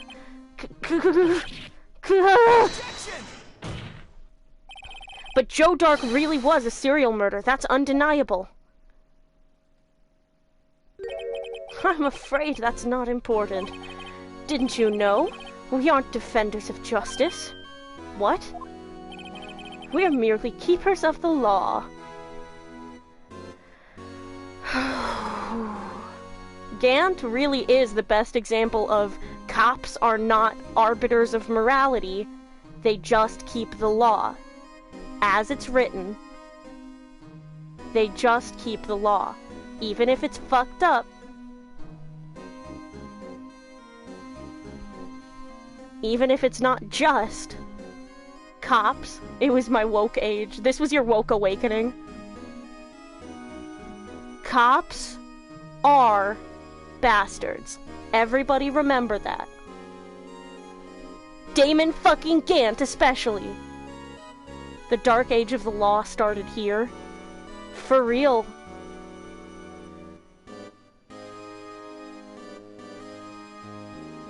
Yeah. Fuck, dude. Apollo Justice really makes this case in particular fucking crazy. Sentencing a man to death is no light matter. Even if there wasn't any cover-up or evidence forgery, ultimately the responsibility falls on the prosecutor in charge. Despite what anyone may say, this fact cannot be denied. What's going on at the prosecutor's office? They might have sent an innocent man to his death. How can he just stand there like it wasn't his fault? Order! Order! Order! Order! The gavel's pounding fell on deaf ears. Unable to settle the crowd, the judge declared a recess. Where this trial is headed, no one knows. To be continued.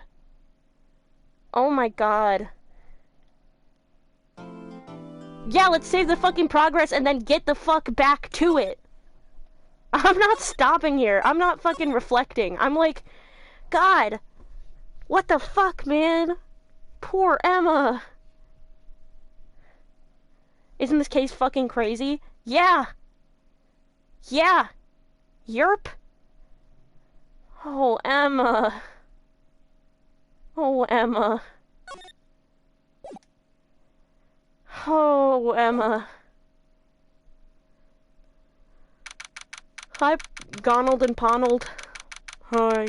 Hi. Crazy shit going on here today, guys, huh? We don't really pay attention to the cases. Yeah, we just kind of stand here and dissociate. February 25th, 12:06. District Court, Defendant Lobby Number 2. Sorry, Edgeworth. I didn't mean to get you in trouble. Don't worry about it. This is my problem, not yours. Hope I'm not interrupting anything, pals. We were kind of having a moment, but, what's up? Oh, guess I am. I'll come back later. Oh, the rejected puppy look. Wait, Detective Gumshoe, what is it? You've got a lot of nerve, pal, making a detective run all around while on duty. And to top it off, you call me here. I've seen happier people at funerals. I take it Lana's having you run errands again. Let me tell you, this is the last time, pal. Here, she asked me to give this to you if there was a break in today's trial. Evidence law? Edgeworth was talking about this just the other day.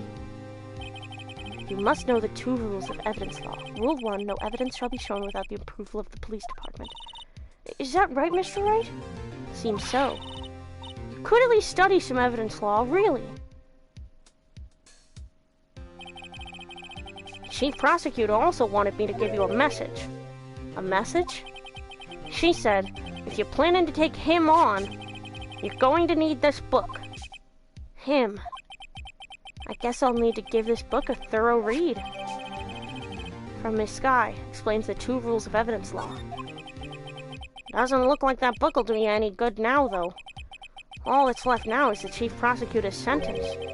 That's where you're wrong, Detective. Huh? Haven't you figured it out yet? Why I'm still sitting in that prosecutor's seat, despite all these allegations being thrown at me. Mr. Edgeworth, the real trial today hasn't begun yet. What? What else is there left to do? Your credibility's been all but ruined with this forged evidence you were unaware of. Emma Skye found out she unwittingly caused a man's death, and now you're telling me you want to do more? Bro needs to read Baby Evidence Law 101 like me in my criminal law class right now. Yeah. Lana's like, Gumshoe, listen. He hit his head on a bar. He doesn't remember law school. You need to give him this book and tell him to speed read it immediately. If he's going to take on Damon fucking Gant. Oh my god. He needs to know the basics of evidence law. That bar will be the death of my sister. Give him this large font Comic Sans printout book. It's a picture book, even. It explains evidence law for babies. Stupid little shitting their pants babies like Phoenix Wright. Hopefully it'll help. You've gotta be kidding me, pal. You're missing the point, Detective. Lana didn't murder Detective Goodman. Huh? She merely stuck a knife into his dead body. That means the real killer is still out there. What? And we're going to expose him. No matter what it takes. We're going to expose him. No matter what it takes. We're going to expose him. Phoenix and Edgeworth together. I would be pounding the desk right now if I wasn't sitting on a couch. Here, I'm pounding my water bottle. Together! They're a pair! I hate gay people. This case has hurt too many people. It's time to bring it to an end. I love that he looks at Edgeworth when he says it's hurt too many people. Oh yeah, is that the most important one to you, right? Is that the most important one?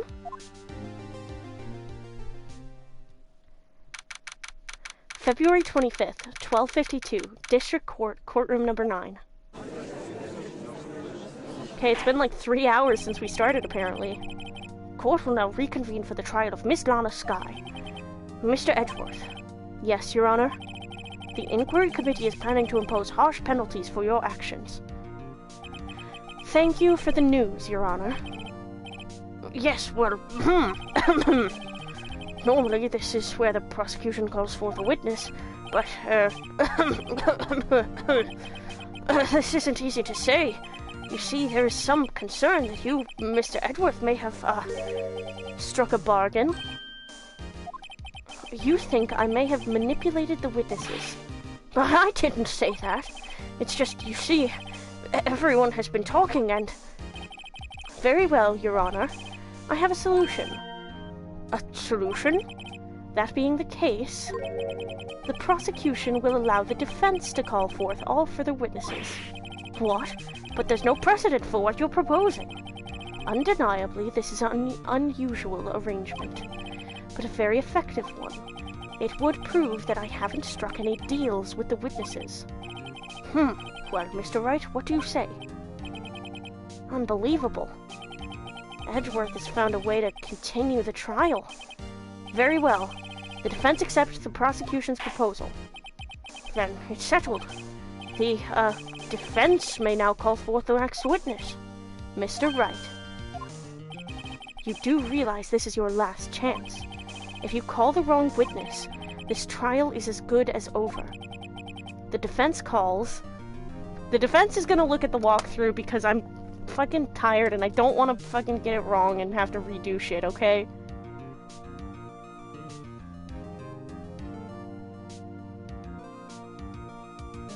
The defense calls the walkthrough for a phone a friend.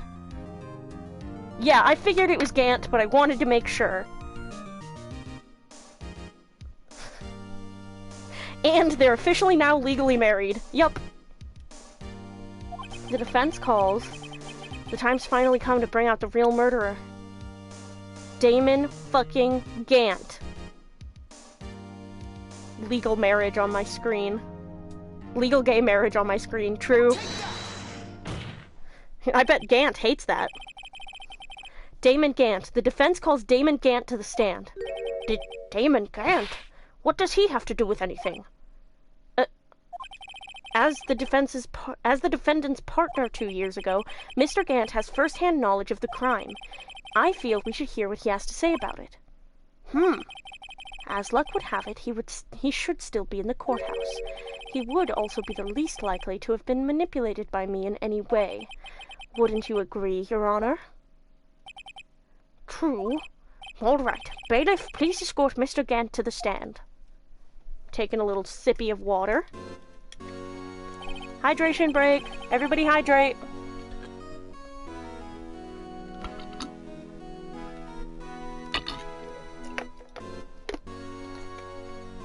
Okay. Jesus.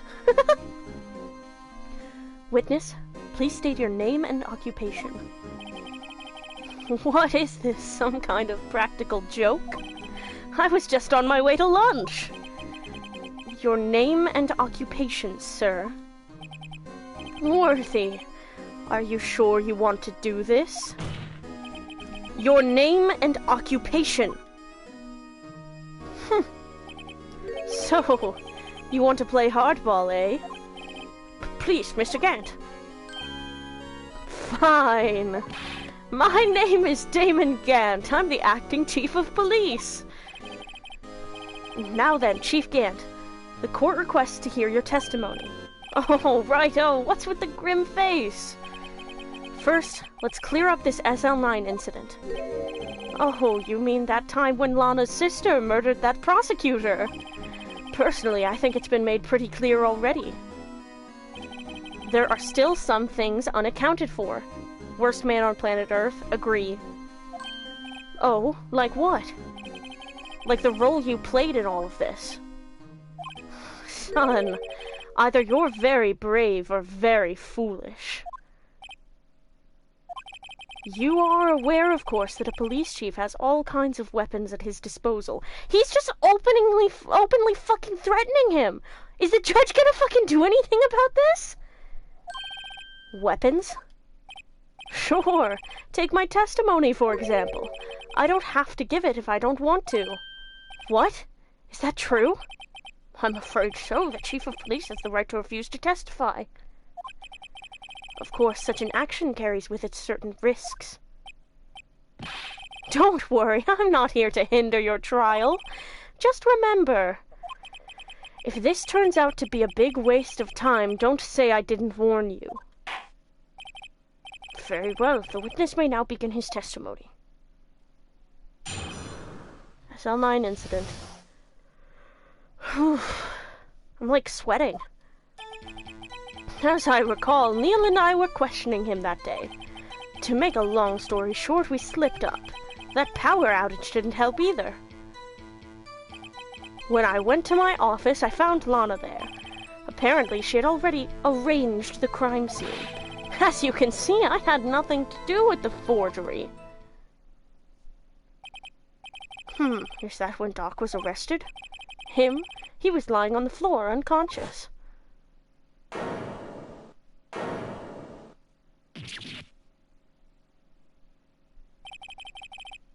When Emma sent Neil flying, it seems Doc bumped his head. I see, everything seems pretty clear-cut. If the police chief has the right to refuse to testify, then I'd better hit him hard and fast. SL9 incident. As I recall, Neil and I were questioning him that day. As I recall, a ceremony was held at the police department that day. Yes, that's right. I guess you could say I'm a workaholic. After winning his award, Neil was all fired up, too. That's probably what spooked Doc and made him run away like that. Was the defendant, Lana Skye, also present in the room? I don't quite remember. At the very least, she wasn't there when Doc ran for it. To make a long story short, we slipped off that tower. That didn't help either. So the two of you ran immediately after him, right? That's right, but Doc made it to the elevator first, so Neil and I split up. He went upstairs and I went downstairs. I guess you could say he got lucky. Was this about a power outage?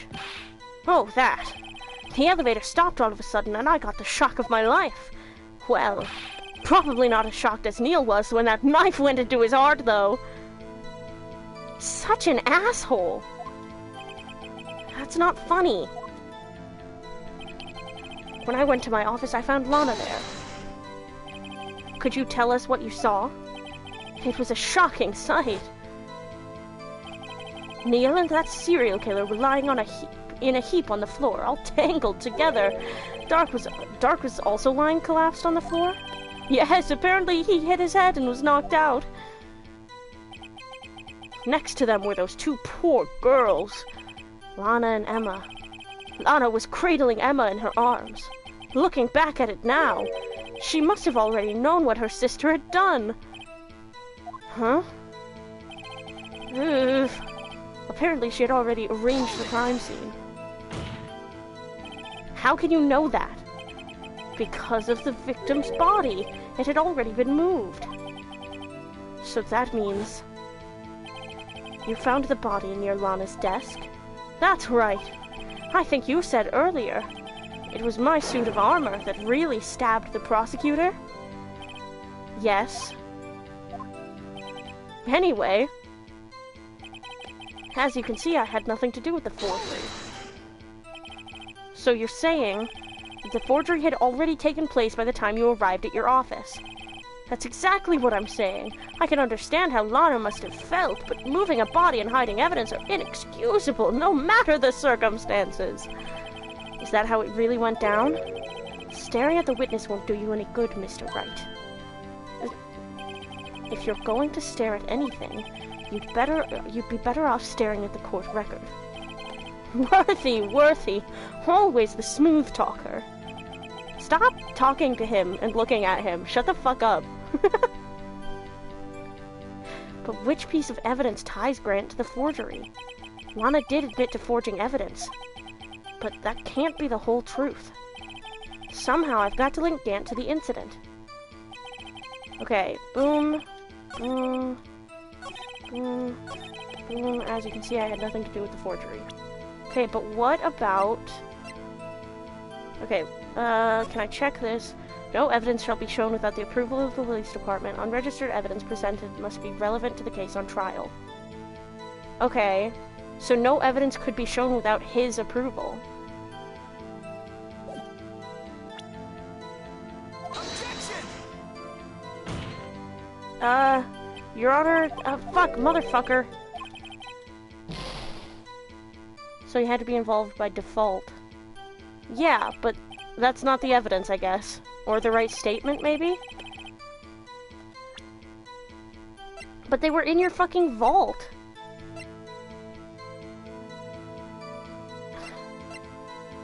And you had half the evidence list.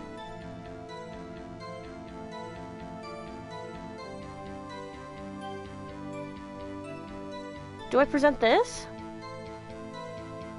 Objection! Yes! You claim you had nothing to do with the forgery. But I'm afraid that is a claim you cannot back up. Explain yourself. Several pieces of evidence found in your office. Fuck, I'm having a stroke again. Half the list, he was in the fucking vault and he had the evidence list. Yeah, exactly. Several pieces of evidence were found in your office. Take this list, for example. That's the list Emma Skye drew her picture on. The bar, someone hit him again. I know. This was discovered in your desk. Not only that, but a piece of this jar that was sitting in your office was found inside your safe. It was found where? You see, Chief Gant, these articles of evidence uncovered in your office are both concrete proof that you also played a part in the illegal investigation. Chief Gant, what's the meaning of this? Ho-ho! Here's a defense attorney who may even rival Worthy. So you admit to it then, that you were involved in the forgery. Who, me? Or do you mean you? Me? Why would I have anything to do with that? Well, you were the one who snuck into my office when you found this evidence. Prosecutors aren't the only ones capable of forging evidence, you know. Defense attorneys can do so too. I bet that's never gonna be relevant in any way. I bet that's never gonna be relevant.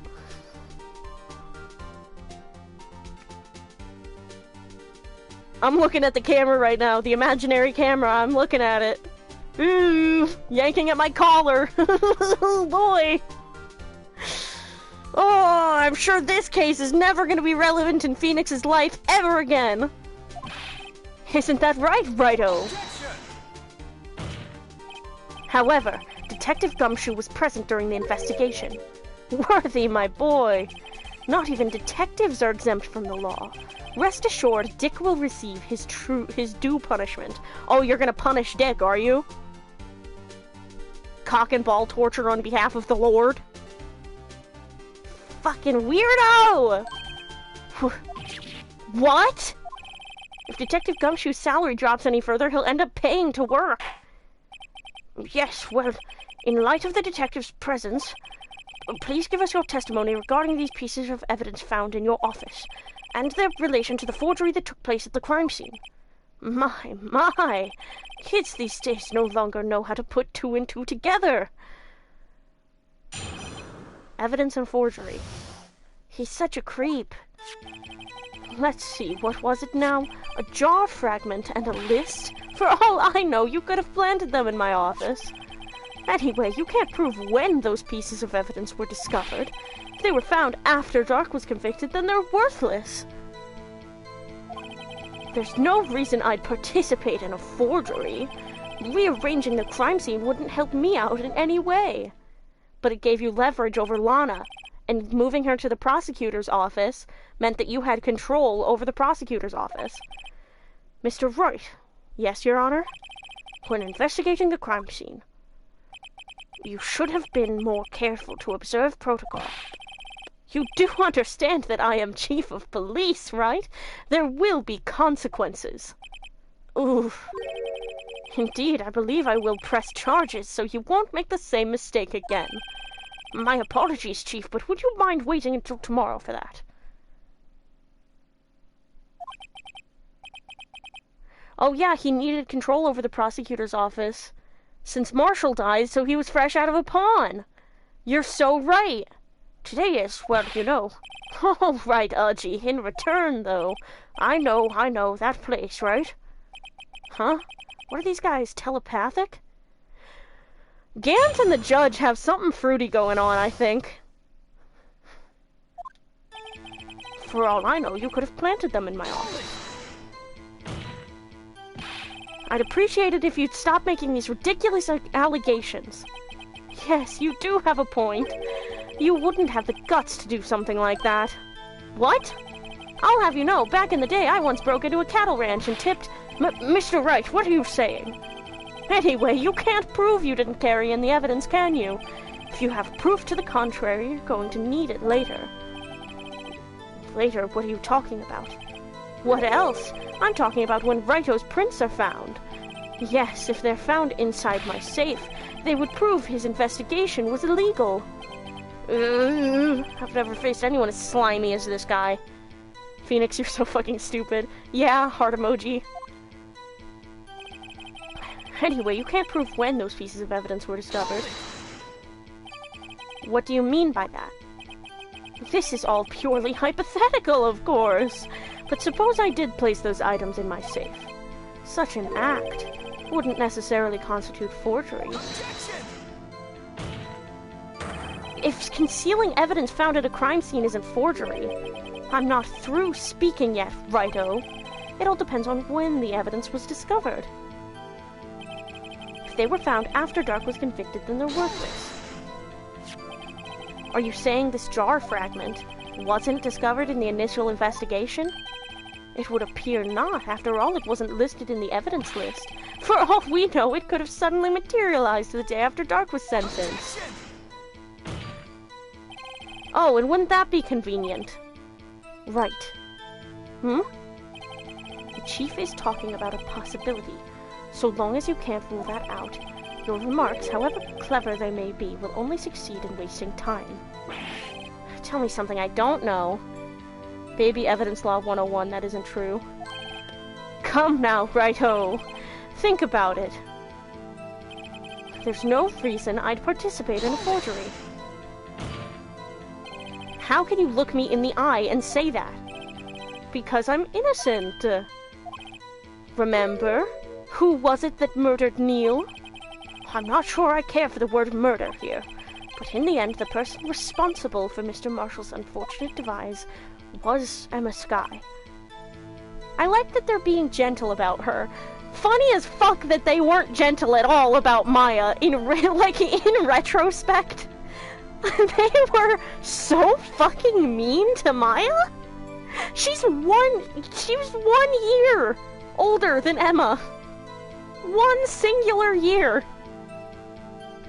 Emma is 16 here, Maya was 17. It's because Maya's more visibly non-white. True. Well, now do you see? Rearranging the crime scene wouldn't help me out in any way. Really, Chief Gant. At the very least, there is one very large benefit you've reaped from all this. Oh? I wasn't aware. What is this benefit? That would, of course, be the position you have, Chief of Police. Oh! The resolution of the SL9 incident secured your promotion to Chief. That in itself is sufficient motive. Oh, that's a good one! Huh? Do you really think I'm that incompetent? What do you mean? Even without that case, I was already in line to become the next chief. The resolution of SL9 merely sped up the inevitable a little. Is that true, Edgeworth? Yes, he was going to be made chief anyway. Gah! Be careful when pointing that finger, or you might wind up being the one pointed at. So that means there's only one possible motivation for you to commit forgery. If you didn't do it for yourself, then you did it for someone else. Don't be silly, Worthy. You know me better than that. There are only 3 people I look out for. Me, myself, and I. There, it's out in the open now. Aji, would you mind if I changed my testimony a little? By all means, please do. I wouldn't be anyone's accomplice if there was nothing in it for me. But there was. Nothing in it for you? Sorry, but the only person I care about is yours truly. That girl, Lana's little sister, was it? If you think I felt sorry for her, you'd better think again. You're right. You don't feel sorry for anyone. Be tough on crime and tough on people. That's how I was raised. You seem to be lax enough on yourself, though. Ho ho ho ho ho ho ho! Ho, that's a good one, Worthy. Could there have been something in it for him? Given his selfishness, would he have helped someone out? Point out accomplice. True, you might not help out anyone for their sake, but if it would benefit you, you might decide to assist someone. Mr. Wright, it appears you're positively determined to portray the chief as a nice man who likes to lend people a hand. That's not what I mean. Very well, then. Who is this person you believe Chief Gant may have helped forge evidence? Lana. Chief Prosecutor Lana Skye? The defendant? I believe it's quite obvious in light of the circumstances. Emma Skye fell victim to an unfortunate series of events. Lemony Snicket was there watching, I guess. Who would want to help her more than her own sister, Lana? And as for Chief Gant, he would also have a reason to help Lana if she asked him to. That reason, of course, is self-profit. Self-profit? What do you mean? After the SL9 incident was resolved, Lana Skye was appointed chief prosecutor at the prosecutor's office. The person who arranged this job change was you, Chief Gant. But how would he profit from all of this? He would be able to use the chief prosecutor as his puppet. Essentially, he would acquire unchecked authority over all investigations. Do you mean to tell me that despite the chief's formidable appearance, he plays with puppets? Udgy. What the fuck? Got the whole courtroom silent. Oh, wait. You must mean puppet as in someone forced to do his bidding. Never mind. And he's so stupid. Good job, Udgy. You got there. Good job. Admit it, Chief. You assisted Lana Skye in forging evidence. Your motive to appoint her as chief prosecutor so you could control her. Right, oh, my boy. You have quite an imagination. Let me ask you something. What? Do you have any proof of this? That I controlled Lana? For example, is Lana testifying that I've done such a thing? Lana... She's keeping quiet to protect Emma. There's no way she'd testify against Gant. Well, I'm afraid without any proof, this all amounts to nothing more than mere conjecture. Unless... that is also what happened in this incident. This incident? Which one would that be? Of course, I'm talking about... the murder of Detective Bruce Goodman. The Chief Prosecutor has been acting strange throughout this entire trial. Almost as if someone has been controlling her. I love Edgeworth. Me too! Worthy, you'd better watch your tongue. I wouldn't want you to get hurt. Openly threatening people in the courtroom. Just what do you mean? What he means, Your Honor, is that Chief Gant is involved in the murder of Detective Goodman. Not only that, but the Chief is now making Lana take the rap to cover up his involvement. What? Of course, Gant's got no cake. All titty, no cake. Order! Order! Order! I said order! Mr. Wright, you can't be serious. Huh? This is an affront to the highest-ranking officer in our law enforcement agency, to accuse the chief of police of blackmail and murder. That's... impossible. Your Honor, I was merely reiterating what Mr. Edgeworth said in easier-to-understand language. It's too late, Mr. Wright. There's no turning back for us now. Us. They're in it together. It looks like he's the one who's decided to go through with this. Can you prove this, Mr. Wright? That the chief, a high-ranking officer of the law, is involved in this murder? Good question. Regardless of his rank or title, Chief Gant is just a man. The question is he a criminal? I believe the evidence will tell. I see. All right, then. Let's see what Mr. Wright's got, and it had better be good. Show us this evidence that ties Chief Gant to the murder of Detective Goodman. The knife. The knife? Because he went in the evidence room. Well, Chief, so long as Righto here is tossing out things regardless of their relevance, mind if I toss something too edgy? This shoe should do nicely. I'll chuck it right at you. You always were quite the joker, weren't you? Oops. Looks like I got it wrong. Don't oops me. Maybe this boot to the head will knock some sense into you. I know it's hard with all that's gone on during this trial, but try to think back to what happened in the evidence room 4 days ago. Now that he mentions it, we did find something during yesterday's investigation. Something that proves Gant entered that room. Oh, it's the fucking ID card list. Looks like he wants another one of your boots, Udgy.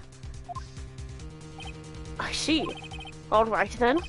Let's see what Mr. Wright's got, and it had better be good. Show us this evidence that ties Chief Gant to the murder of Detective Goodman. Yeah, the knife comes later. The knife comes later. This is the ID card list. Yes, the one that shows who entered the evidence room on the day of the crime. There was one ID on the list we couldn't determine the owner of yesterday. 777-7777. Sorry, but there's no way you can prove that's my card number. It's your number. What? How do you know that? The safe in Chief Gant's office requires a code to open. A 7-digit code.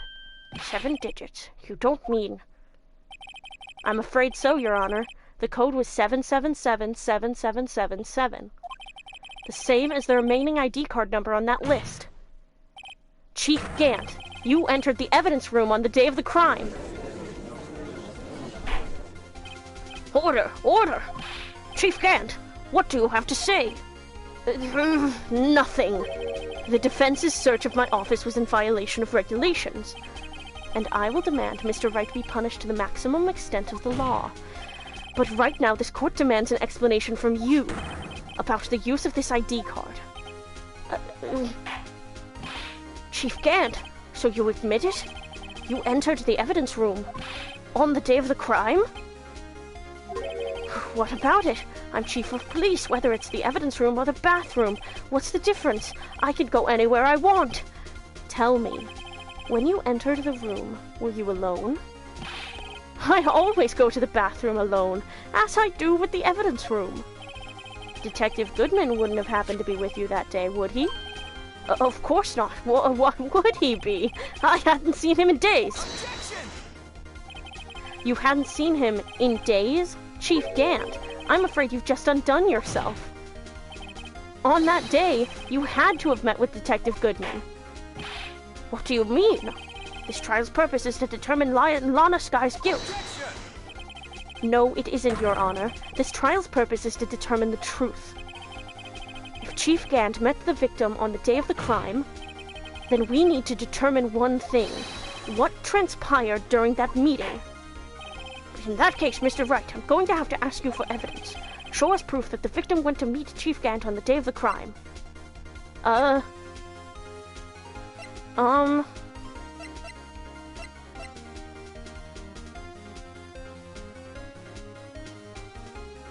memo?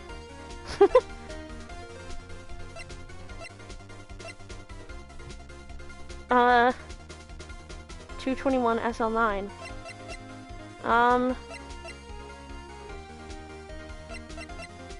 The memo? No, there's gotta be something more solid than this. On that day, Detective Goodman had to go to see Chief Gant. Sorry to interrupt your mumblings, but the court is waiting. Hi, Romeo! A lot has fucking happened. You're gonna see in the VOD, but, Emma's actually the one who caused the death of Neil Marshall.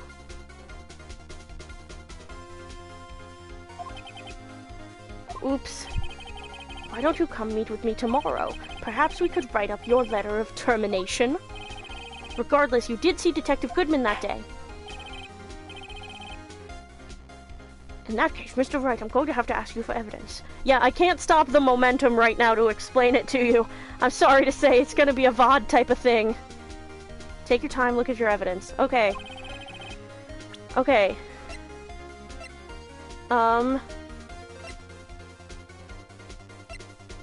No prints.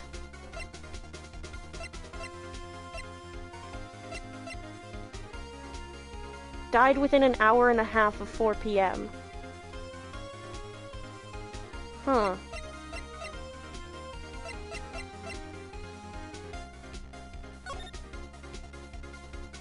Huh. Hmm.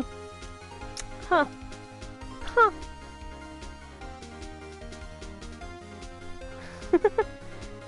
Huh.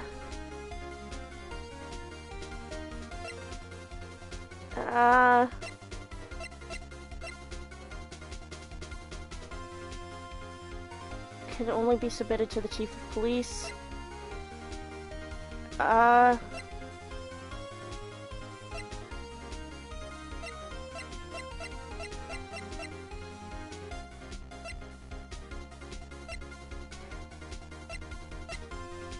I'm looking at the walkthrough. I'm tired.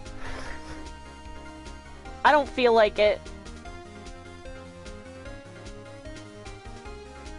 Goodman's lost evidence report. Yes! Okay. So... yeah. Okay. I was thinking that. Because it says it can only be presented to the chief of police. Yeah. Okay. Detective Goodman lost his ID card on the day of the crime. Or to be more accurate, Jake Marshall stole it.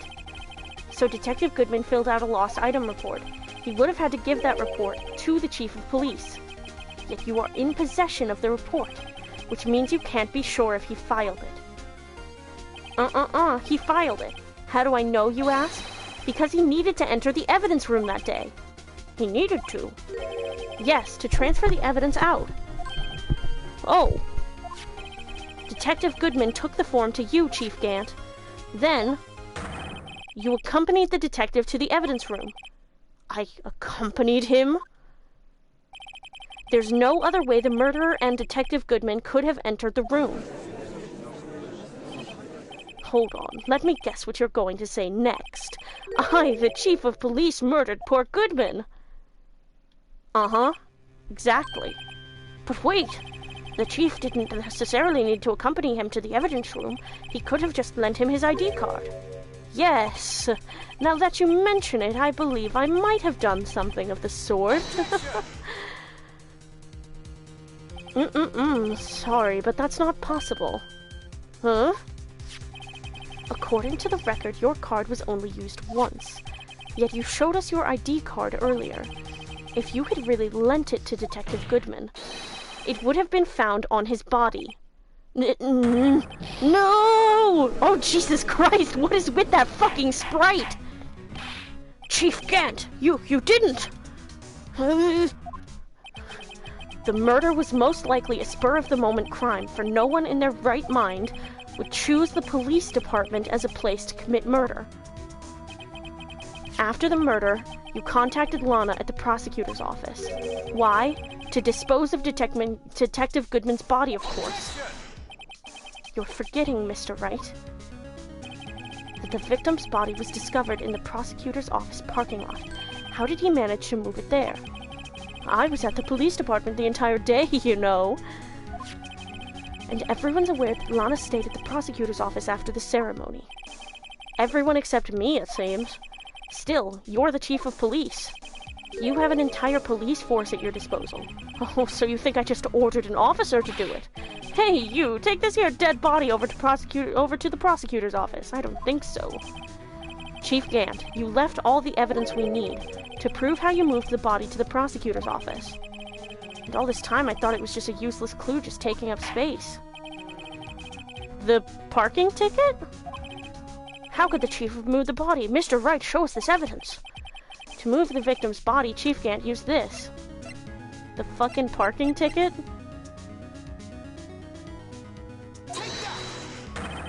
This is how he moved.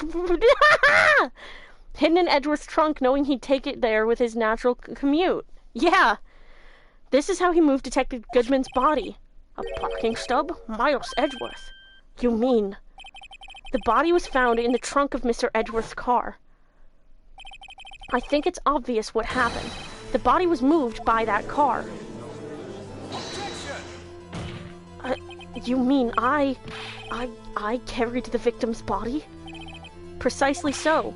But wait, even you know, I didn't plan on returning to my office after the ceremony finished that day. But you did return. Tell me why. I was asked to go by Chief Gant, no less. He told me he wanted me to keep it here in the prosecutor's office. In any case, on the day of the stabbings, I brought this back here. Oh, you bitch! Aha! So you see, what you were really taking to the prosecutor's office wasn't the screwdriver, but the victim's body in your trunk. Oh, Edgeworth, buddy! Detective Goodman's body was carried in the trunk of Mr. Edgeworth's car. Yes, unless, of course, you have another explanation, Chief. Why else would you have asked Mr. Edgeworth to transport evidence from a closed case? There's only one plausible explanation. To transport the body to your accomplice, Miss Lana Skye. Order! Order! Order! What's going on here? Is there no room for rebuttal to the defense's outrageous accusations? Think back to the photograph Miss Starr took at the prosecutor's office. This was not a photo of the body being stuffed in the trunk to be taken away. It was exactly the opposite. It is a photo of the body being taken from the trunk. Chief Gant, please say something. Okay, now I see what they mean now by giving Edgeworth as much psychological damage as they can. Yup! Even worse knowing that, like, he felt defensive of Emma because he was that kid being, like, tied to a murder, and then it turns out she's not like him. She did actually accidentally cause it. Chief Gant, please say something. I believe your time's up. My time's up?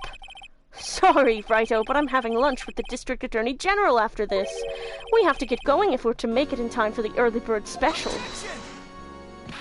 But the cross-examination isn't finished yet. Remember what I told you earlier? A police chief has all kinds of weapons at his disposal. Weapons. Like the right to refuse to testify. I'm invoking that right now. What? That is not a right to be casually invoked. There are certain risks to be considered. So you're going to just run away after all this? Run away? Don't make me laugh, Worthy. I stabbed old Goodman. That's what you're saying, right? But if you had any conclusive evidence, you would have presented it by now. Well, You think I had Lana dispose of the body? If so, then show your proof and get it over with. I'll say it again, Mr. Wright. Damon Gant is the current chief of police. This court will not tolerate any accusations against him without concrete proof. Well, Mr. Wright, Your Honor, do you have any concrete proof? Proof that Chief Gant murdered Detective Goodman and made Miss Skye dispose of his body. Do I have any concrete proof? Present evidence, I think. Right? I can't let him just squirm his way out of this. I've got to keep the pressure on. Yes, Your Honor, I do have such evidence. And I'm totally not looking at the walkthrough.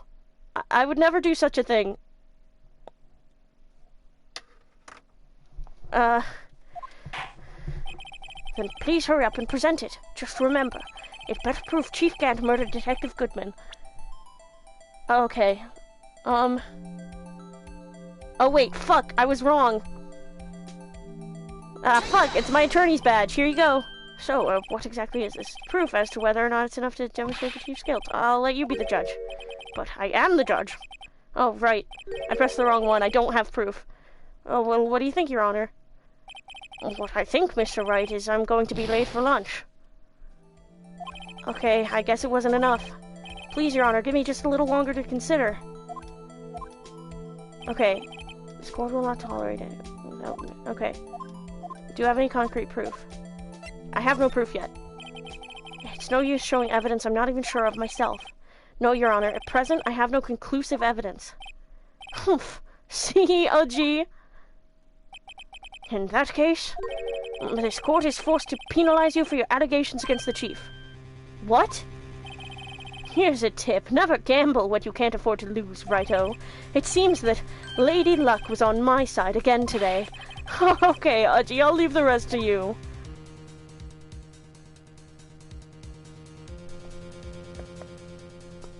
They're just causing people psychological issues. You're going to like spoiler for AA4 the best. I really can't decide if I like Gant or Von Karma more as an antagonist. Oh, there's an antagonist that you're gonna be fucking crazy about, dog. I warned you earlier, Mr. Wright. This is an affront to a senior officer in our nation's law enforcement agency. Oh God, what? Objection. Lady Luck, Maybe we should have a word with her. Mr. Edgeworth, what do you mean?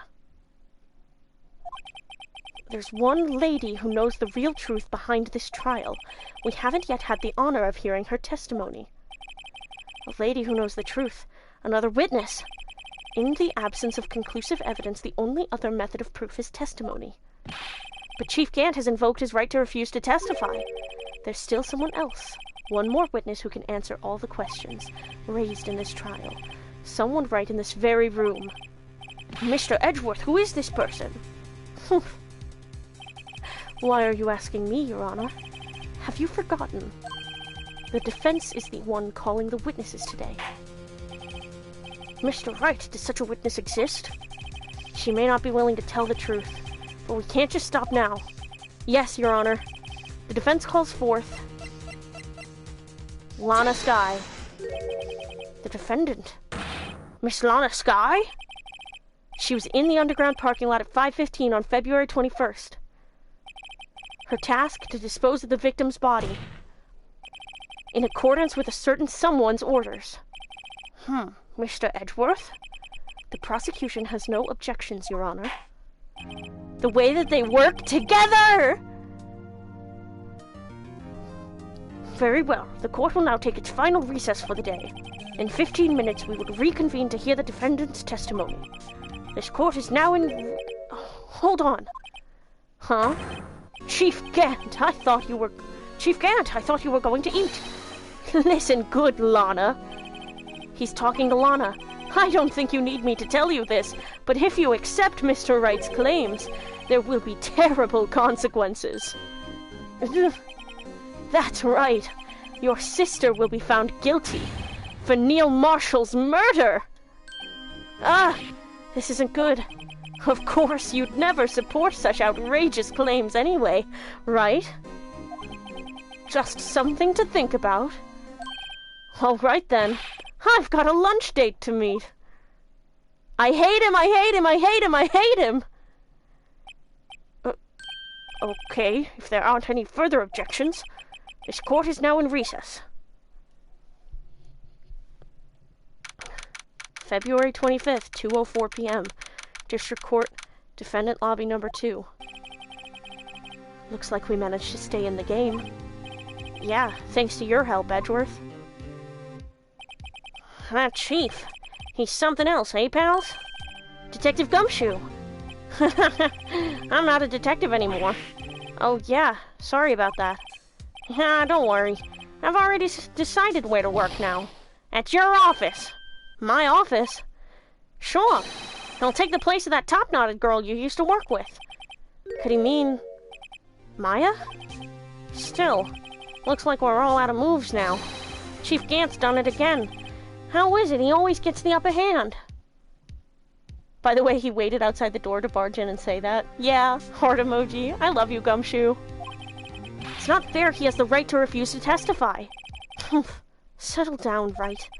Remember what the judge said? But Chief, that is not a right to be casually invoked. There are certain risks to be considered. God's most endearing man. Yeah, true. Risks. What did he mean by that? It's simple. If the chief refuses to testify, the opposite also holds true. You mean he forfeits his right to say anything, too? You mean he forfeits his right to say anything, too? Emma, are you okay? Yeah. When I came to, I was in the medical office. I've been listening to the trial from the gallery. So she heard everything that's been going on. Emma, I'm sorry for what I said before. No, don't be. It was the truth. You know, it's funny. I almost feel somehow relieved. Honey, I need to pet your hair. Yeah. She's so able. Relieved? Yeah. Now I finally know what really happened. To think that all this time, my sister was being blackmailed by that terrible man. And she did it all just to protect me. Ever since her appointment as chief prosecutor, everyone who knew her said she changed. Perhaps it was easier that way for her. What do you mean? What do you think I mean? To follow Chief Gant's orders. She must have shut herself up deep inside, to force herself to do anything and everything the chief told her to do. That must be why she became so cold. It was all my fault. It's all because I murdered Mr. Marshall. Hey, don't go blaming yourself now. If you want to blame anyone, blame society, pal. Chief Gant may be able to fool everyone else with his forgery, but he can't fool my memory. I remember now. I knocked Mr. Marshall into that armor. I see. Well, we'd better get back. It's time for the final act. Emma, why don't you wait here? No. I'm going with you. I want to be there. When Lana tells the truth. Let's go, right. It's time to end this. A little similar to Edgeworth's plight? Yeah. Yeah. Extremely similar. To be continued. We're fucking finishing this tonight. Absolutely, we're finishing it now.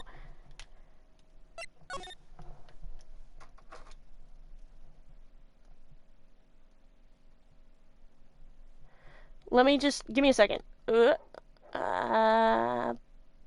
Okay. Okay.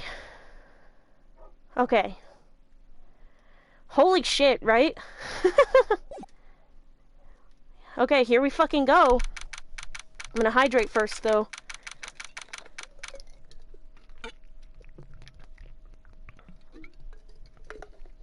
Hydration check. Everybody drink something. February 25th, 2:21 p.m. District Court, courtroom number 9. Now then, will the defendant, Miss Lana Skye, please take the stand? This whole trial has taken like 5 days to finish. Yeah. Yeah.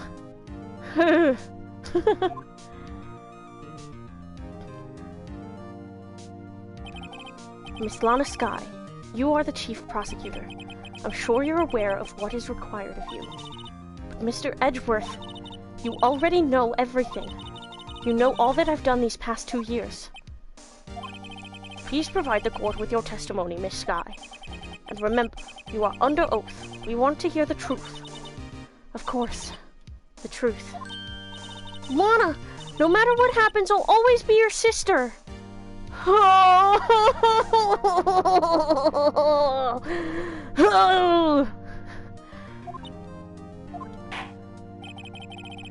Now then, your testimony, if you will. First, tell us about your relationship with Chief Gant. Everything hinges on your testimony. Give me a second. I gotta switch how I'm sitting. I sat the same way for too long. Ow. Ow. My status effects. Everything hinges on your testimony. You're the only chance we have to get Gant. Gant and the fabrication.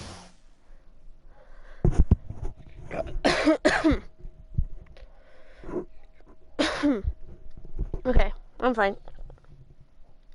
Whew. Gant and the fabrication. I worked alongside Gant for years. There's no truth to this blackmail theory. I fabricated the evidence 2 years ago all by myself. When I found Prosecutor Marshall's body, I rearranged the crime scene. My only motivation was to get Dark convicted. It had nothing to do with Emma. Are you sure about this testimony? Your Honor, I'm confessing to a capital offense, of course I'm sure. But Lana! If this is true, then that means Chief Gant has nothing to do with this. That's what I've been telling you from the beginning. Please, Mr. Wright, you've got to help her.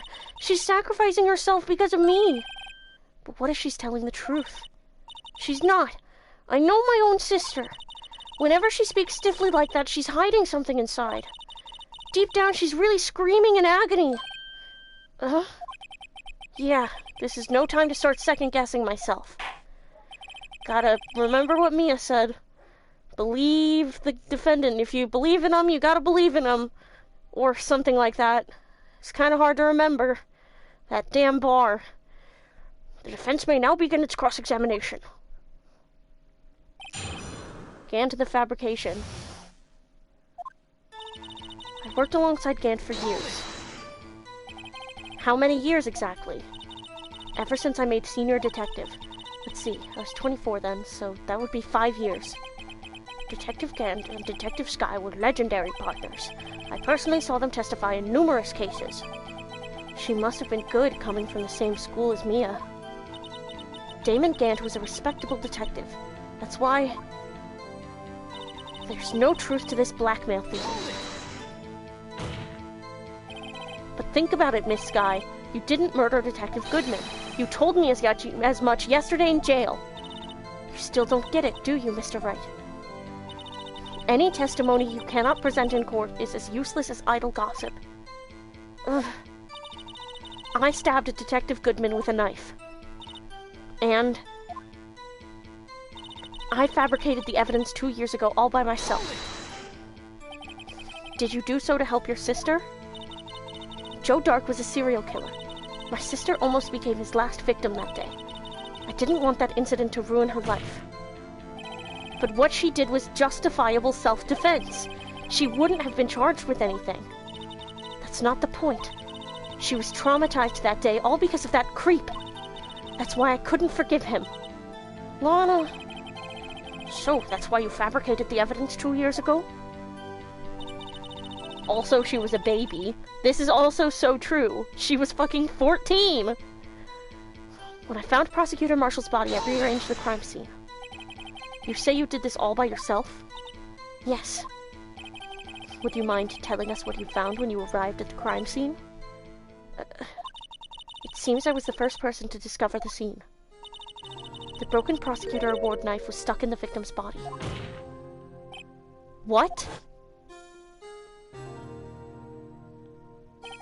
But Prosecutor Marshall died from an unfortunate accident. That's only a situation you dreamed was possible.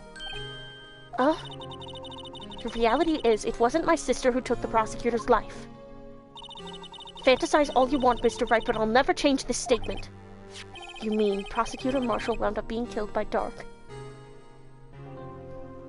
Ah, not again, beloved! Beloved! Beloved! They've been doing this all day! Evil, evil, evil! My partner who's so mean to me! Objection! I'm putting you in jail! Why? Why? I have to figure out things for subscribers now. Fuck! Ah! Okay. Fuck, I guess I'll do that after this. Oh my god, you're such a big poo-poo head. You're a big meanie. Making me fucking happy and stuff. Evil. Awful, evil, mean to me. Guys, nobody tell Beloved that my mouse still isn't working, okay?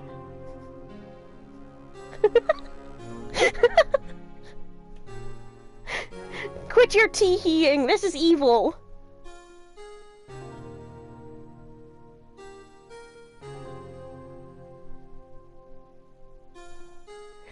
You're like my own personal techno-millionaire. Except instead of a millionaire, it's fucking tier 1 subs to everybody. You get a tier 1 sub. You get a tier 1 sub. Are you... Are you done being gay now? Can I get back to the...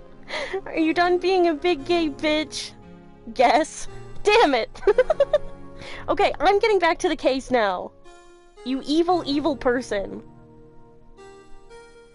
Okay.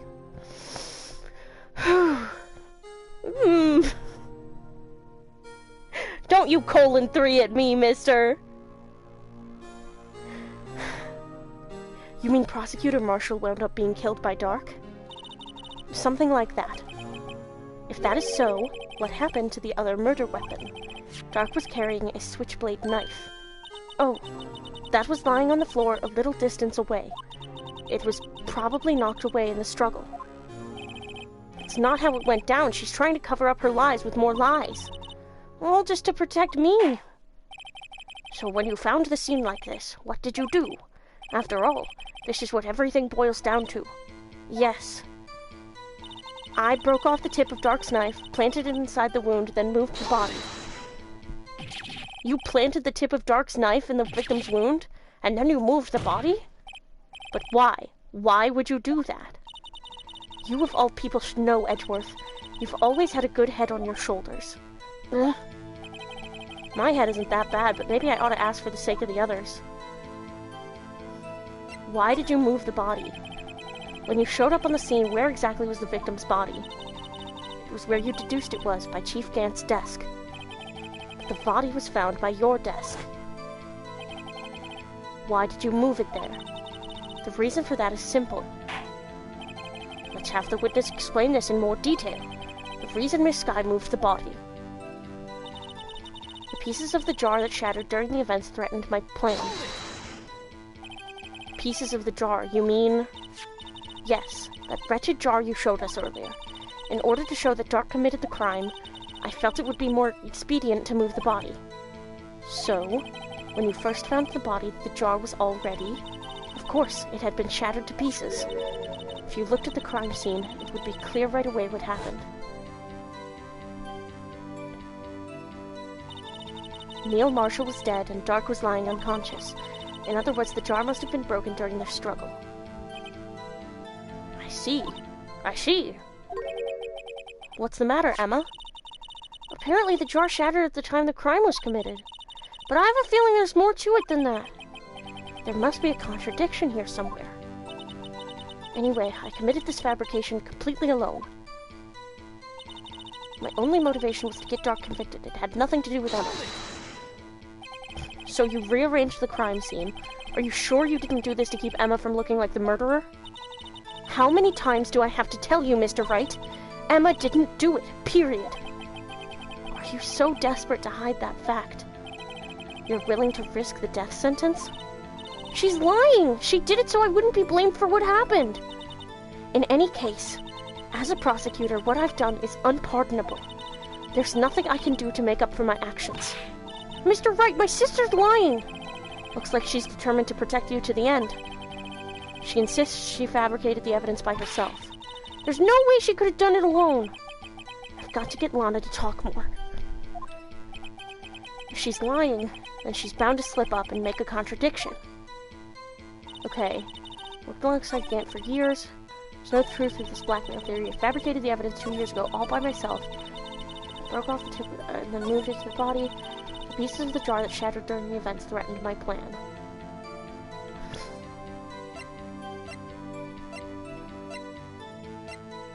Okay.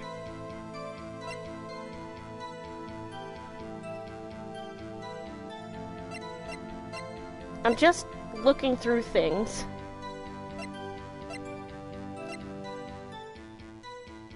Yeah, this is gonna be relevant. The fact that she spilled her blood on his shoe. I feel like that's gonna be relevant. Huh.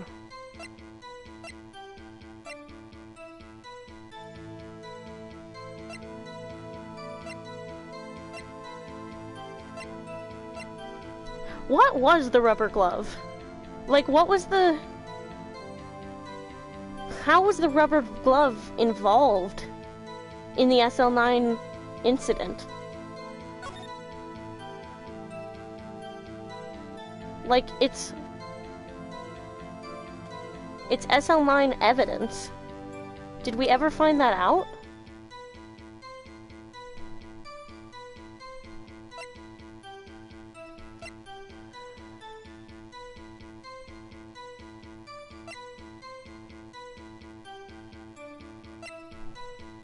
I wouldn't know.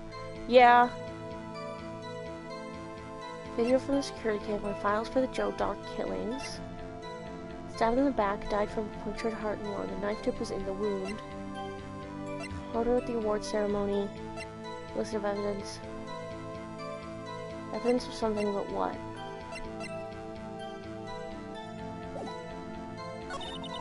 I broke off the tip of Dark's knife, planted it in the wound. How did you break off the tip that easily, though?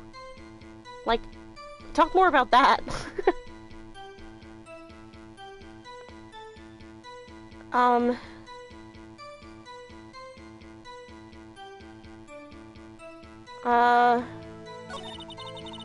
Pieces of the jar that shattered during the events threatened my plan.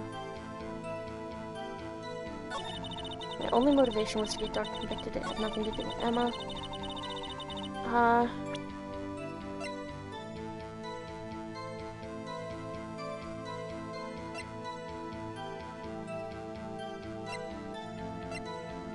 I can't present this yet, I don't think. I broke off the tip of Dark's knife, planted it inside the wound and moved the body. Fabricated the evidence 2 years ago all by myself. There's no truth to this blackmail theory. Am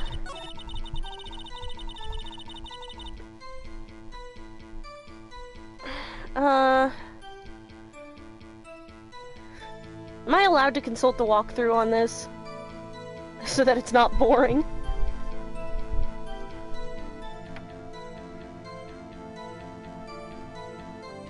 Evidence approval thing. No, I glanced at the walkthrough. Pieces of the jar that shattered during the events threatened my plan. I may have glanced at the walkthrough. Sorry.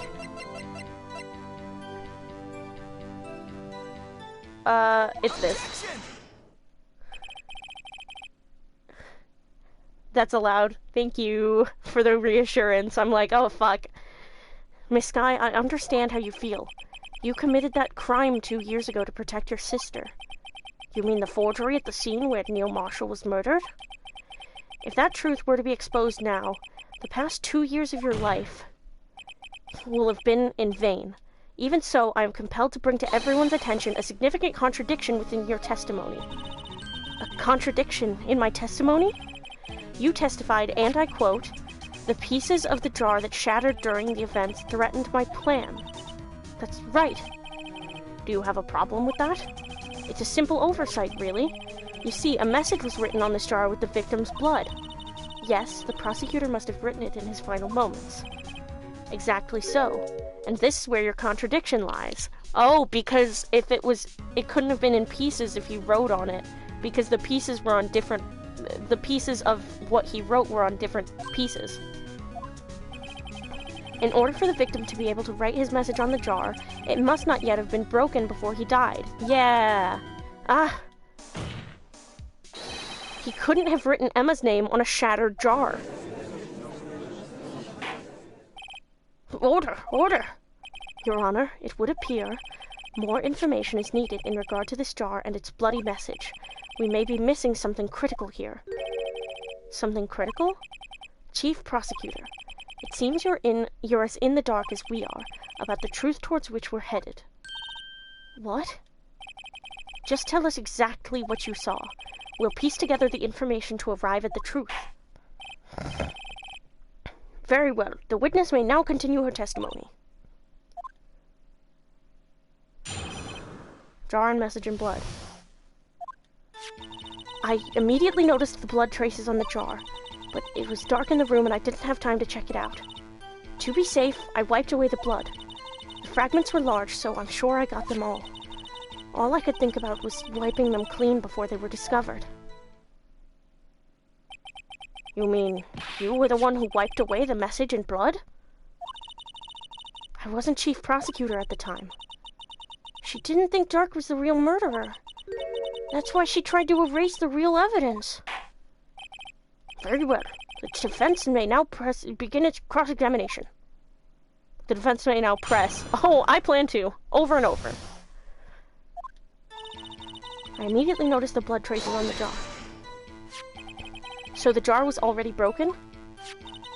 It's a miracle that thing hadn't broken earlier. It certainly looks as feeble as the defense's case. But not as feeble as the judge's judgment. Haha, got him! Call this testimony tight. Phoenix isn't having a stroke, the person who runs the simulation is. Anyway, call it tofu because I'm pressing. Yeah, exactly. You were an ace detective who never missed a detail. Ace detective? Would you say that those were ace investigations?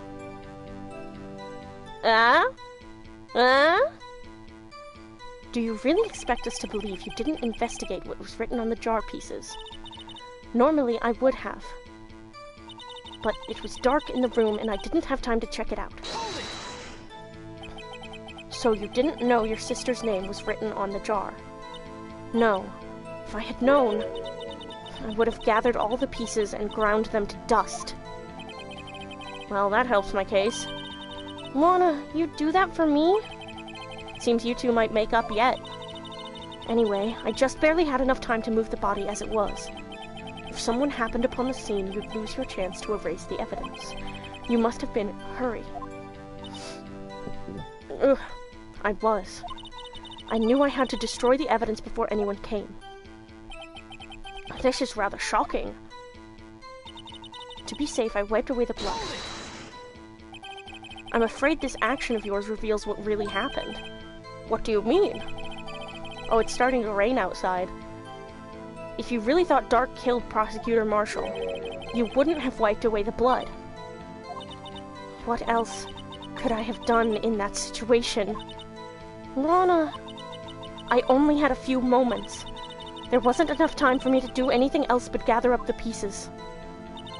The fragments were large, so I'm sure I got them all. But how could you see with the power out? It would have been pitch black in that office. A detective is always prepared, Mr. Wright. Even now, I always carry a pocket light and a camera with me. Even I carry a body of emergency luminol wherever I go. I never miss anything. I got every last piece. All I could think about was wiping them clean before they were discovered. So you illegally rearranged the crime scene? Yes. I don't have any excuse for my actions. I'm so sorry, Lana. I didn't know. I've treated you so badly all this time. It's raining really hard, so I wouldn't be surprised if my stream cuts out at some point. But I haven't gotten any kind of tornado warnings or anything this time, so don't worry about it. I'm gonna keep streaming until I get done with this fucking case. Tornado, fuck off, man, we're busy. Yeah, exactly. Tornado, can you fuck off? We are solving a fucking case. I've treated you so badly all this time. It's not too late. There's still plenty of time to make up. After we've gotten to the bottom of this incident. No doubt this day will leave a permanent stain on the history of the prosecutor's office. More contradictions have surfaced in her testimony. Your sister's really putting up a fight. She must really care about you. Still, she's not doing this the right way.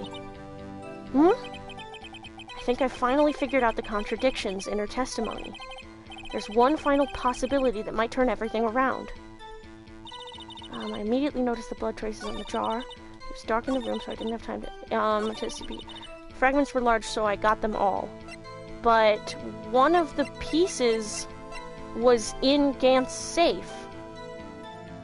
Right?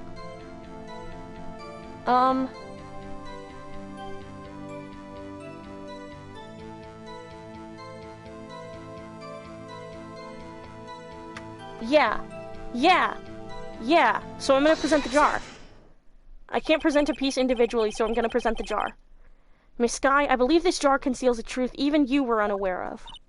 What? We found the final piece of this jar in Chief Gant's safe.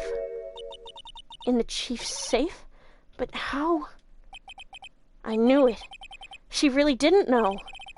There's something even more disturbing about that final piece. There's still blood on it. But the witness just testified that she gathered every last piece and wiped the blood off of them. Yes, which leaves us with only one explanation. On the night Prosecutor Marshall was murdered, you were not the first one to show up on the scene. I was thinking this! Chief Gant got there before you! I need to theorize out loud more. But couldn't the defendant have simply missed a piece? I'm afraid that's unlikely. The pieces are too big for anyone to miss, let alone an ace detective. That may well be, but everyone makes mistakes. Even I once wasted an entire day looking for my dentures. They were in my mouth all along. Ha! Can you believe that? Have you forgotten, Your Honor? When this witness arrived at the scene, the jar was already broken. Oh, that. There's no way a name could have been written on a shattered jar. Another person discovered the scene prior to the witness. I hope you're not implying this person was Chief Gant. At the time, he was looking for Doc downstairs. Besides, even if he was there first, why would he break the jar? Can you believe that? Yes, I can believe that he lost his dentures in his mouth. But also, sometimes I have been the stereotype where I lose my glasses while they're on my head. So, I really can't be the one to judge. The question is, if he did arrive there first, why did he hide that fact for 2 years? Side note, is the judge will just be the same judge will the judge just be the same judge for the rest of the games? I think so, yeah.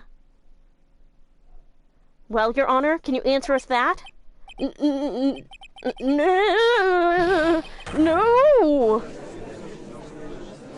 This motherfucker will never die. I think he might be immortal. Wait, I'm not the one on trial here. Damon Gant arrived at the crime scene prior to the witness. He proceeded to break the jar and purposefully hid one of the broken pieces. Question, what is this action called? Fabrication of evidence. But why would Chief Gant do that? In light of what happened afterwards, isn't it clear? What happened afterwards? Discovering the scene, Lana Skye believed her sister Emma killed the victim. Determined to help her sister, she sought Gant's aid. Lending her his aid, Gant helped her create evidence that incriminated Dark, sparing Emma. And therein lies the reason.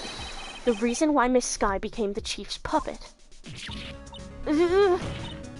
No, I did it on my own. Please, sis, stop trying to protect the Chief.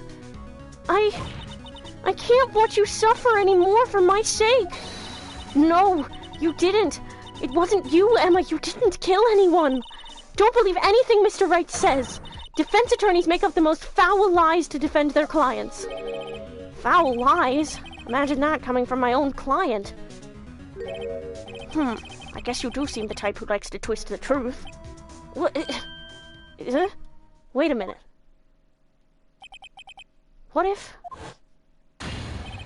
we're still smack dab in the middle of Gant's trap? Is something wrong, Mr. Wright? Lana may be right after all. What do you mean, Wright? So you do tell foul lies then, Mr. Wright? Miss Skye, please testify once more. But if evidence was fabricated behind your back, then Emma's accidental killing of Prosecutor Marshall might also be a lie. But I do remember knocking over Mr. Marshall. Miss Skye, if you will. I can't. There's nothing to be afraid of anymore. This cross-examination may not change a thing. However, there is a possibility that it will, if you tell the truth. Very well. Because Edgeworth, defense attorneys are liars. Shut up, man, I've had it. Foul lies. Are we playing AA1 or AA6? Defense attorneys are liars. Shut up, man, I've had it. Is something happening in the game you're playing right now, my love? Is there a frustration here? Also, I can't get over Edgeworth telling her there's nothing to be afraid of anymore. Everyone in that game hates lawyers. Hates lawyers about as much as they did in the 90s and 2000s. Edgeworth telling her there's nothing to be afraid of anymore because he knows exactly what it's like to live under the thumb of a man who fucking forges evidence and fixes testimonies and is a perfectionist who likes to puppeteer people. He knows what it's like to live afraid like that and to become someone you never wanted to become.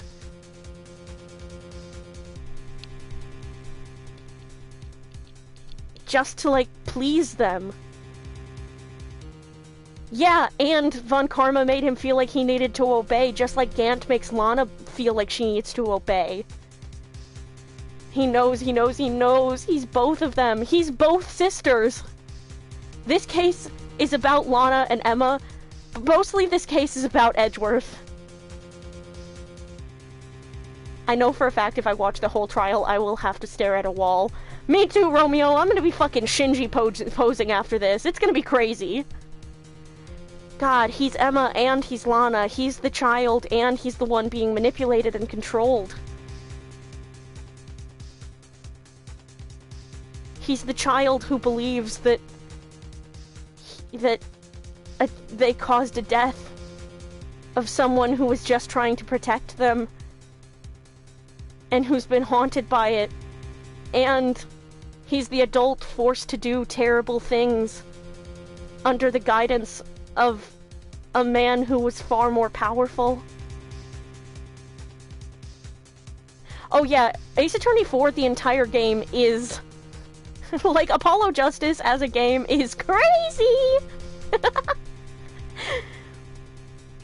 Like, the whole way that it's like, the twists and the turns and the, oh, it was actually you all along.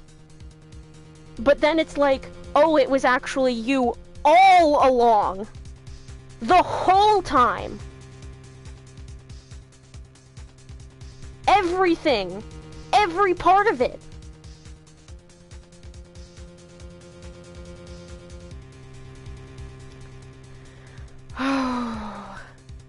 This is why I'm doing the Ace Attorney sprint. And the thing that sucks is that during Apollo Justice, I'm not gonna play the whole game all the way through. I'm gonna play the cases on the dates they take place. I'm putting the game away on days that don't take place this year. I'm playing them on the days they take place. We're gonna get to the end of the first trial and I'm putting that shit away until June. You're gonna have to wait. You're gonna have to rewatch the VODs. Immersion going crazy. Exactly. We're gonna wait. We're gonna wait. Let's see. We're gonna have to wait a month and a half, at least, between the end of the first trial and the start of the next one. We're gonna be just like Apollo Justice for real!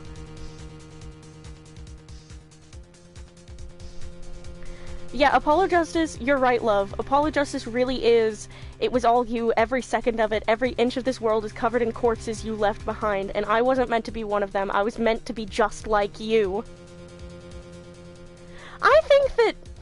I think that Edgeworth and Lana and Apollo should get to sit down and have a fucking therapy group. Just have some fucking coffee together. Have a bitch session. None of them will want to.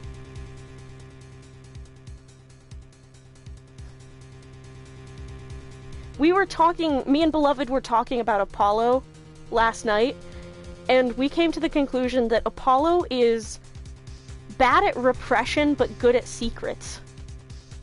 Edgeworth is good at both. Lana's good at secrets, bad at repression, I think.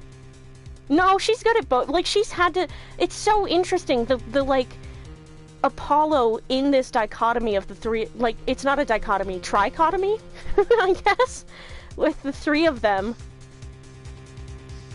As... Oh, God, there's so much fucking thematic bullshit to talk about once we get there. Romeo, you'll understand when we get there, when we get done with it. Oh, man. Lana isn't good at it. Her ass is visibly cringing and letting it rot, changing and letting it rot at her. Yeah, she's bad at repression. TBH, so is Edgeworth. Yeah.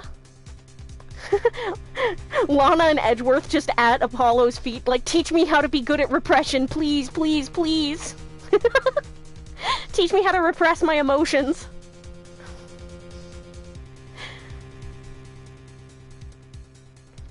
It's actually a scale, I think.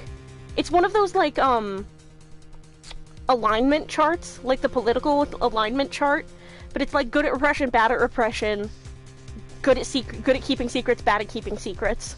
Lana is bad at repression and kind of in the middle of good and bad with secrets because Phoenix found out this shit and she confessed, like, in the detention center.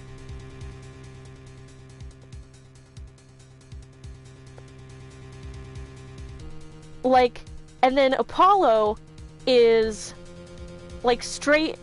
He's good at secrets and bad at, yeah, he's good at secrets, fuck, what was it again? Good at secrets, bad at repression.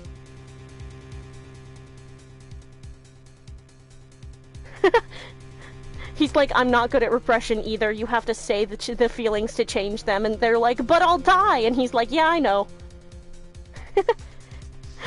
Apollo is like, I'll put all my feelings right here, and then one day I'll die, and then they, like, leak out of the bottle he put them in. They're all good at secrets and bad at repression.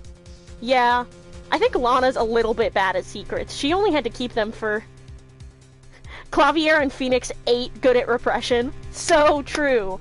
I'm gonna make this alignment chart. We need to, like, hop on call together, the three of us, and, like, create this alignment chart.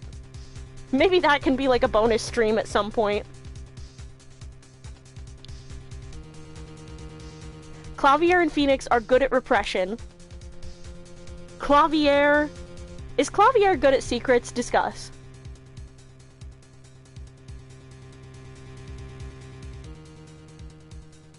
No, Clavier's bad at secrets, good at repression. Phoenix is good at secrets, good at repression. Phoenix is unwell. Phoenix is unwell, is what he is.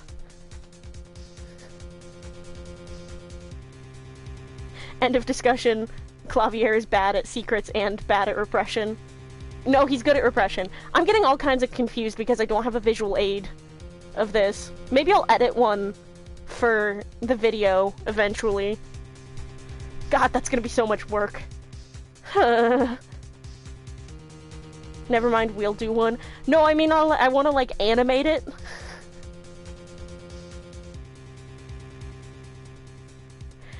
We gotta, like, hop on call in a bonus stream and figure out... It's like a tier list. It's okay because I love you and you're made of stars and love. Stop being so nice to me! It's evil!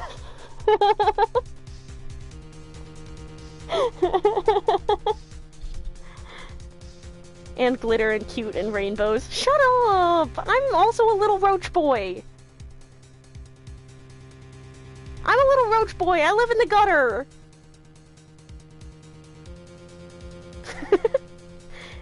I happen to not like bad smells, and I don't like being outside that much because there's bugs, and I don't like getting dirty that much unless it's like...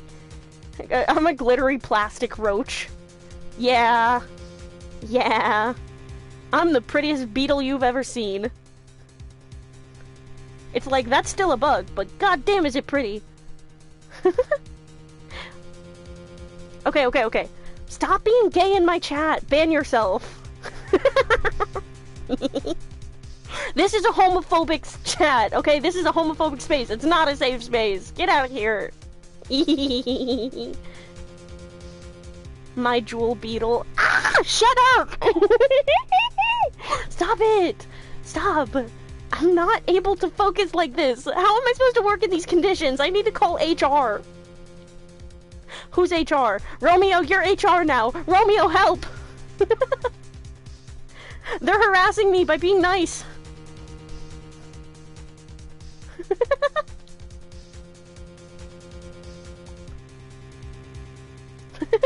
Fuck, Nova, clip the teeheeing, it's cute and I want to rewatch it. No! 1,000,000 year ban. Exactly, thank you, Romeo!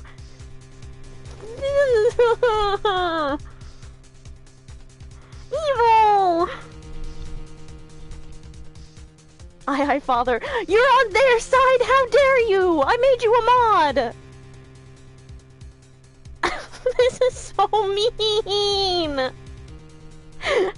best friend and my partner teaming up against me! Romeo, HR, help! Oh no! Okay, I need to get back to doing this! Oh, it's raining less! Yay! Yeah, I can't help this one, Chief. Their gay power has overwhelmed you. It's like the Hamon in JoJo's. Fun fact, one of the things that, my father tells me something to do to make them happy, I do the thing. Fuck! Maybe Nova just is. So, with the VTuber lore, maybe I renamed... So I named the two little stars Kiki and Boba. They're spelled different than Kiki and Boba, like regular. But, like, I should have just a third star, and it's just Nova. Nova is the star. And, like, Nova can come on stream sometime and just, like, do the Neurosama and Beetle thing, where Beetle's just a turtle. And Nova can just be a star. That, like, sits near my shoulder and talks.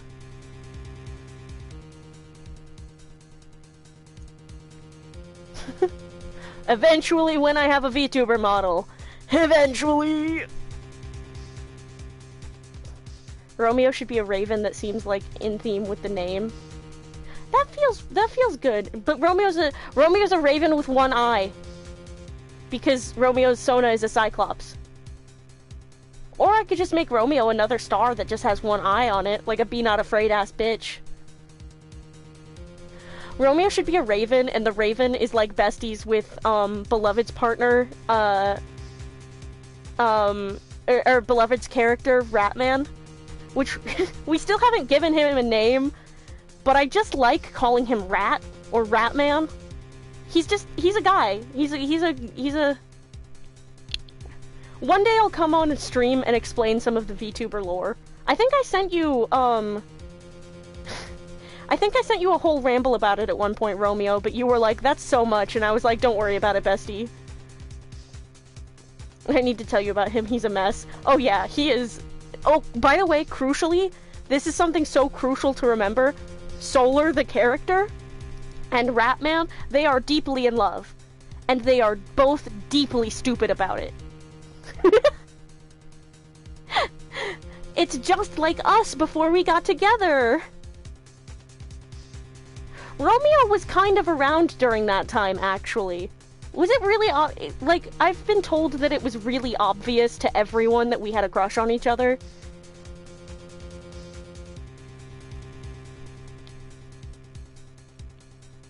Like, I've been told by many people. I didn't know I was stupid. That's okay! My love, do you have a rebuttal to my argument, or shall this court find you guilty of cutie-full? Shut up! My rebuttal is L plus ratio plus you're a stinky baka. And you're being too nice to me, and you're a butt, and you're mean. You're literally meanies to me by being too niceies. Motherfucker's gonna end up fucking buying me a whole ass PC and being like, no, it's just because I like to. I want to. I wanna. Please? Let me? Let me? Huh? Let me, please? Huh? Let me? And I'll be like, no! The prosecution rests their case, so I fear the court finds you guilty of cutie-full by the prosecution. No! Mean to me! My rebuttal is that I am a little roach man who is, a mess. Who likes Avatar, unironically. Who unironically likes James Cameron's Avatar. And,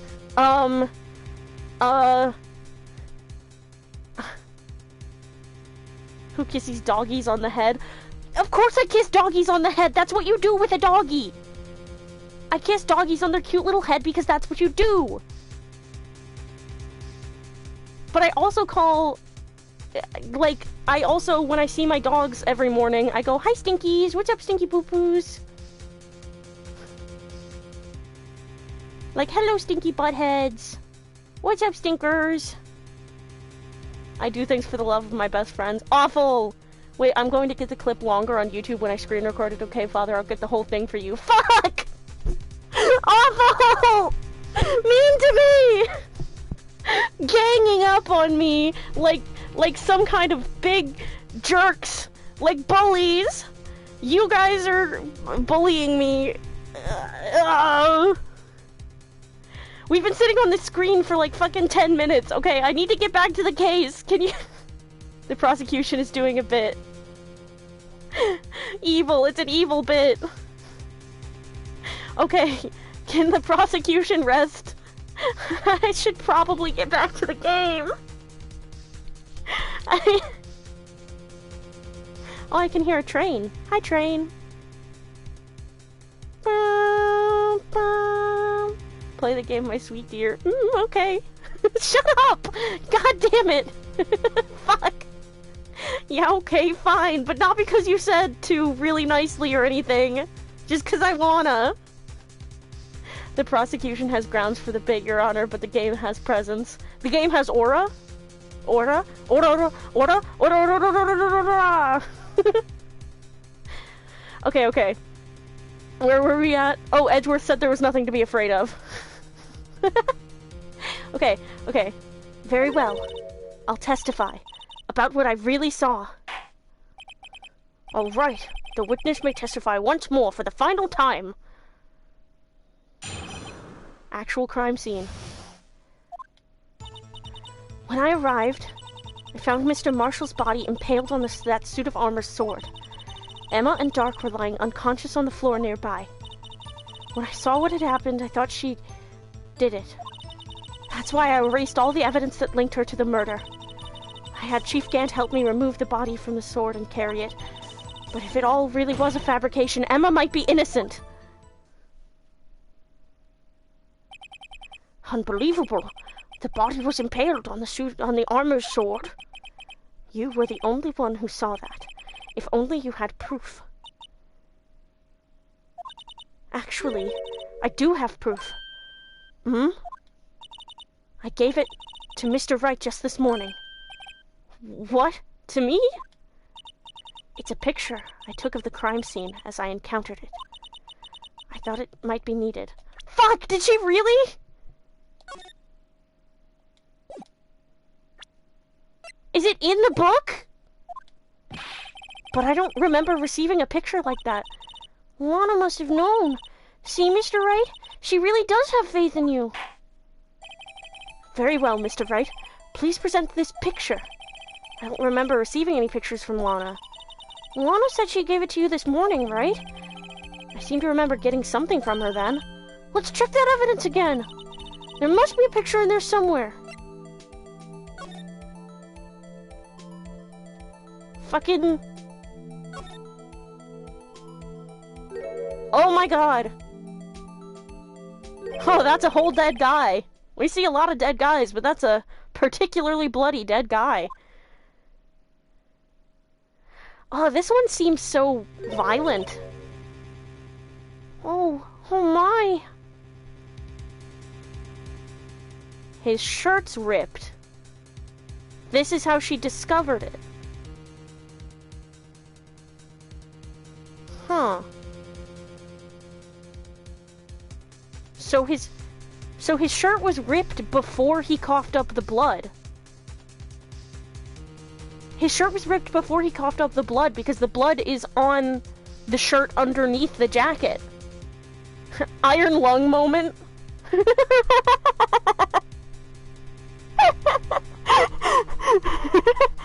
And what did Neil Marshall sound like? Good evening, everybody. My name is Markiplier. I wasn't there when you first saw this. CG, dear God, that's a fucked up way to go. This is the first we're actually seeing it. Like, this is the first we're actually seeing a picture and not just a recreation. This is fucked up. This is the actual crime scene. No other detective saw the crime scene like this, because I contacted Criminal Affairs only after I had rearranged everything. Lana's picture inserted into the court record. Mr. Wright! That piece cut out from his vest! Could that be... The cloth we found inside Chief Gant's safe. So he was placed on the suit of armor after he was placed there. Yeah, because the cloth was cut out after he coughed up blood. Or before he coughed up... I'm confusing myself, but we get... The prosecution has a game theory. What's this? This is a handprint, isn't it? That cloth. It had fingerprints on it. Whosever fingerprints those are must be the real murderer. What? But those fingerprints... They're yours, Emma. Why are your lips turning all purple, Mr. Wright? Anyway, let's get on with the cross-examination. So long as you tell the truth, we should be able to flush out the real murderer. The prosecution knows exactly what's going on, and the prosecution is shutting the fuck up. Thank you, my love. I love you. I'ma figure this out all by myself. No walkthrough. Maybe some walkthrough, but the prosecution, the defense, me now, I guess, knows what's going on. I'm gonna get through it with little to no walkthrough.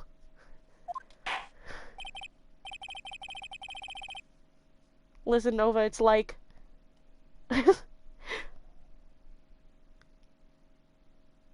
I'm not looking at the chat. I'm not looking at the chat. Very well. The defense may now begin its cross-examination. Actual crime scene. When I arrived, I found Mr. Marshall's body impaled on the suit of armor sword. Hold it. Oh. Who? Huh? Oh! Oh! Fuck off! Fuck off! Fuck off! Fuck off! Fuck off! Fuck off! Fuck off! Fuck off! I hate this bitch! I hate this man so much! I hate him! Oh my god! Get your little fucking diddler-looking ass out of here! Looking like a fucking Catholic priest! Get the fuck... I'm like kicking him. I'm like, get the fuck out of here! I hate him more than I hated Jake Marshall. And that's really fucking impressive. Cause I can't stand Jake Marshall's dumb ass. His fucking manifest destiny, like, oh, the people deserved to go out into the West, and like, oh, it's manifest destiny, fucking prospectors and bullshit. Fuck you, cowboy. And this motherfucker, somehow I hate him even fucking more. Die! I hope you get the death sentence, you dumb bitch! You and your big tits underneath that suit. Come now, Udgy. This is the poorest excuse for a trial I've ever seen. Chief Gant. What, now you want to make me out as the bad guy too? If so, I'd like to put a word or two in my defense. Don't worry, you can and will hate him more. How? Objection! I'm afraid it's too late for that. What? You already declined to testify. That means you forfeited your right to make statements of any sort. Ugh. This must be that risk we were talking about earlier. Just sit back, relax, and enjoy the sound of the noose tightening around your own neck. Oh, he's eating! Oh, he's eating! Oh my god! Edgeworth is fucking eating this shit up right now! Miles Edgeworth, the diva that you are.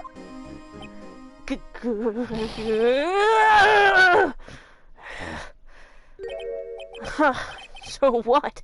You think I'm worried? Huh?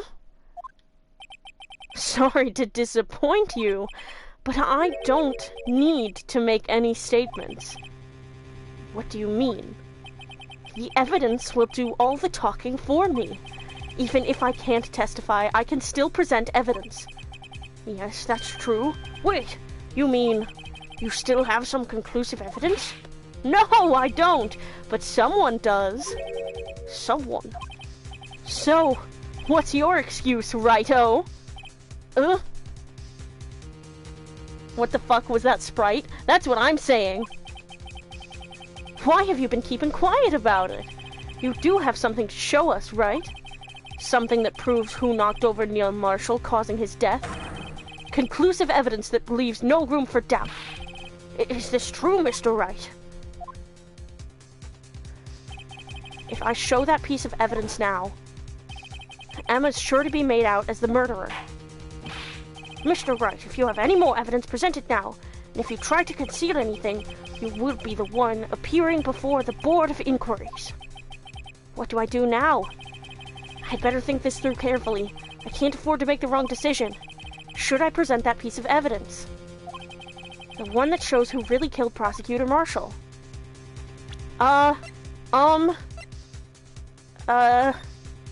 Unregistered evidence presented must be relevant to the case on trial.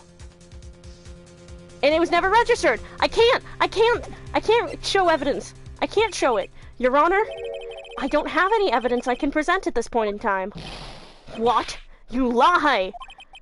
Chief Gant, you opened my safe! I know you took what was inside! The conclusive evidence! I don't know what you're talking about. Mr. Wright, why don't you show them? We found it together! Oh, I see. It's because you know the truth, don't you? You know whose fingerprints are on it. That's why you won't present it. What are you talking about, Chief Gant? Can't you figure it out? Take a good look at this picture. See the victim's vest? Notice anything odd about the chest area? Looks like part of it's been cut out for some reason. You mean you had this in your safe? What? That means you, the Chief of Police, have been concealing evidence. This is going to be the biggest scandal in the history of the police department. Impressive. To be honest, I didn't think you had the gall, righto. Huh? Well, I can't just let you pin me up as the murderer. I'll tell you what really happened. What? You mean you admit to it? But you can't testify. You forfeited the right. I was the first person to arrive at the crime scene that day. It then occurred to me that I could use the situation to control Lana. So, you really were manipulating her. I knew Lana. If I made it look like the blame lay with her sister, that when she saw the scene, she would ask me for my aid. So you assisted Miss Skye. I need to see someone analyze the character designs of this game, especially Gant. His is very interesting to me as I can't fully get the details. Yeah. He's so weird. Unsettling. Like, the red and orange, the pink glasses. He's tanner than everyone else, which is kind of... it's kind of interesting that, the, like, big bad is, like, tanner than everybody else. He does have a vaguely sort of, German look to him circa 1930s. There's a lot of, religious symbolism. He's unsettling as hell, and he's large. He takes up a lot of presence. And his eyes, like, are very unsettling. Like, it's the shape of the cross. Yeah, they do make the bad guys tend to be darker than everybody else. And I found his theme, the room, the way he talks. Yeah, he's so fucking weird and off-putting. His eyes are targets. Ah, yeah. Yeah. They're drawn differently than everybody else, like... And they're, like, the most vibrant eyes that anybody's had.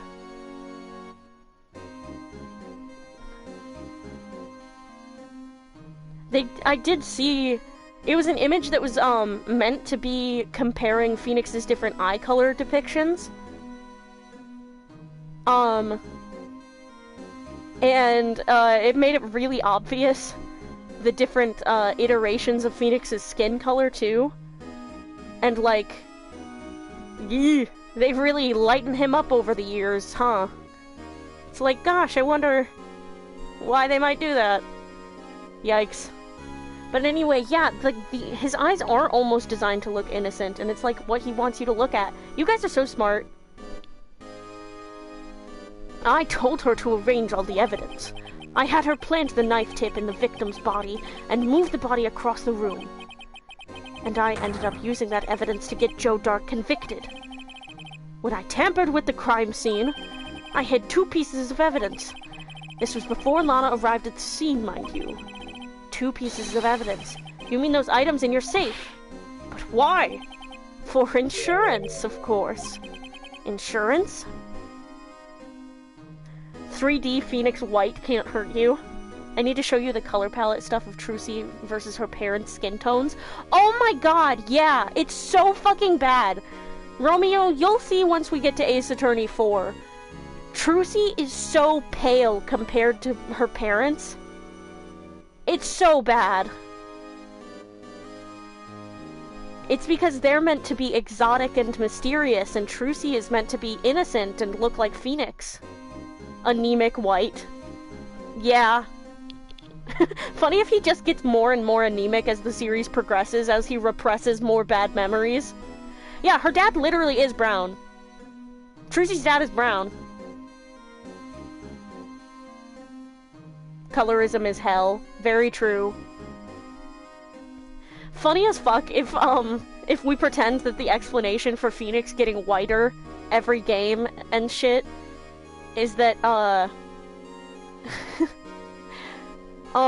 he just gets more and more anemic as he takes worse and worse care of himself because he's, like, repressing more and more fucking awful experiences.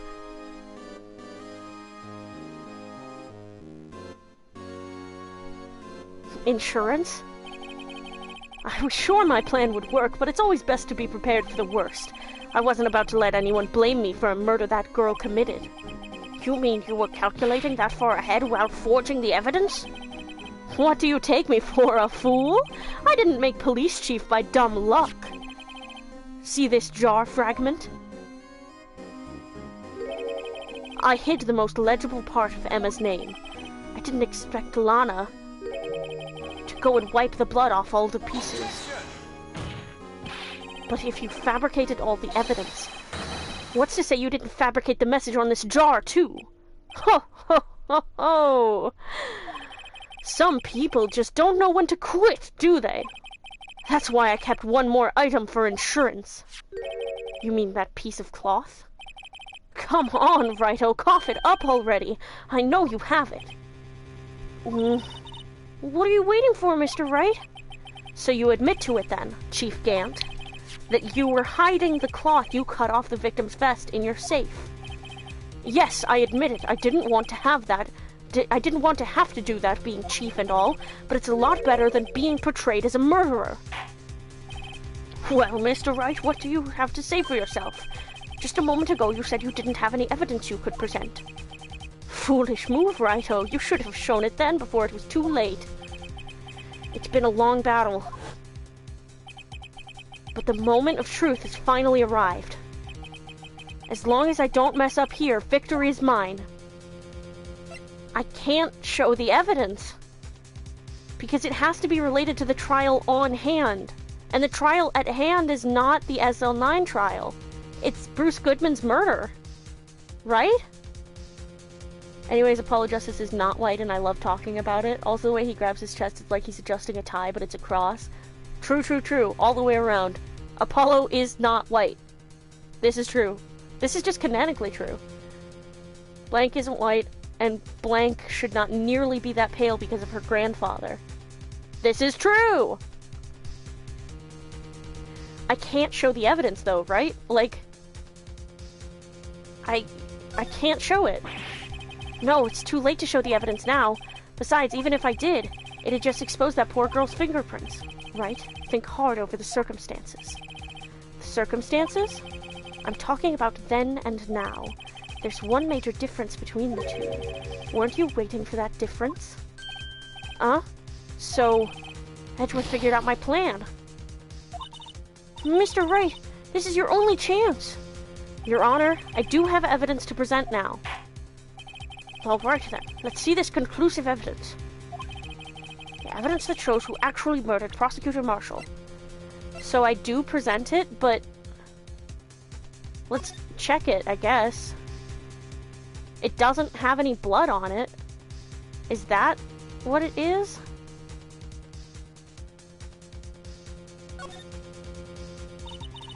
This is a handprint, right? Yeah, someone left behind an oil stain on the fabric. Whoever it was, they must have had a really oily hand. Mr. Wright, think about it scientifically. Huh? A more likely explanation is the person slipped and fell on a freshly waxed floor, getting wax all over their hand. Well, that would account for this amount of oil, I guess.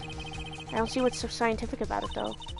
It happens, you know. I always slip on the floors at school after they're waxed. Ugh. Okay, so I present it... Why was it waxed? Yeah, so I present it now because now we have an actual picture of how the scene looked when Lana got there. I think we might have to. Let me verify this once more. On the day of the crime, you personally cut out this piece of the victim's vest. Oh, yes! At last you finally brought it out into the open! There's a handprint on this piece of cloth! Your Honor, the prosecution requests that immediately be sent to the lab for analysis. This handprint on the leather, there must have been a strong impact for it to be left so clearly. You mean, it could not have been forged, it must be authentic, conclusive evidence.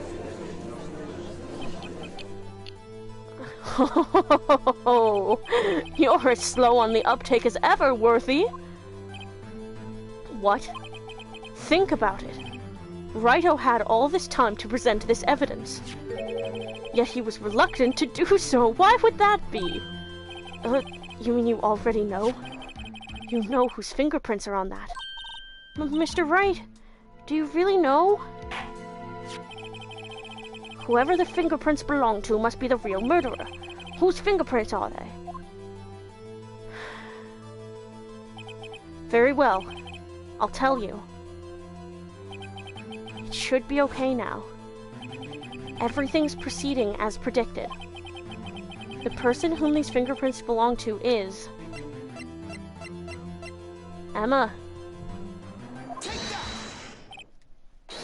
Emma Skye? What? They're mine? I'm sorry, Emma. But why didn't you tell me?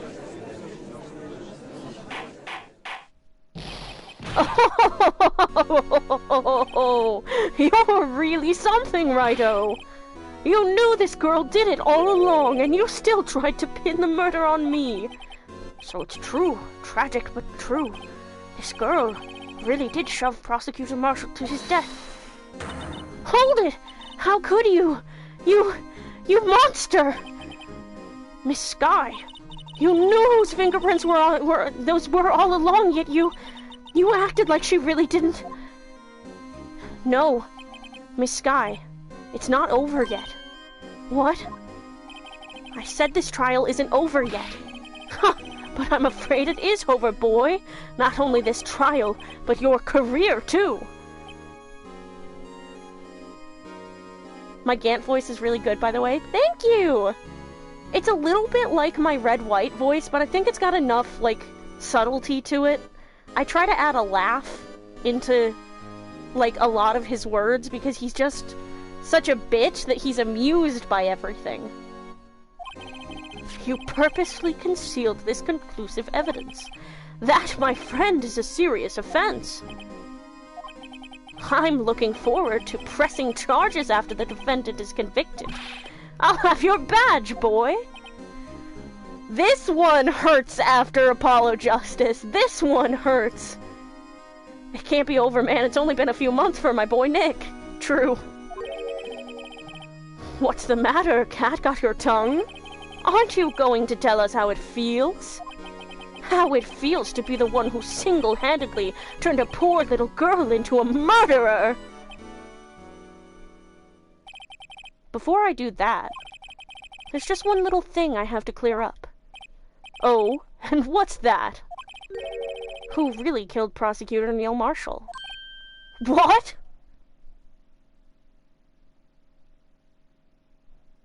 Sorry, I'm about to autism about Phoenix Wright. Me too, man! Chief Gant, you are absolutely right. This piece of cloth proves who the real murderer is. Who killed Neil Marshall, you ask? It was Emma Skye, wasn't it? I'm afraid that's not possible. You see, this piece of cloth contains a critical contradiction. What? A contradiction? What is this fool babbling about? I'm talking about a contradiction, one that proves who the real killer is. Mr. Wright, this piece of cloth, what could it possibly contradict? Chief Gant, your tyrannical reign ends here.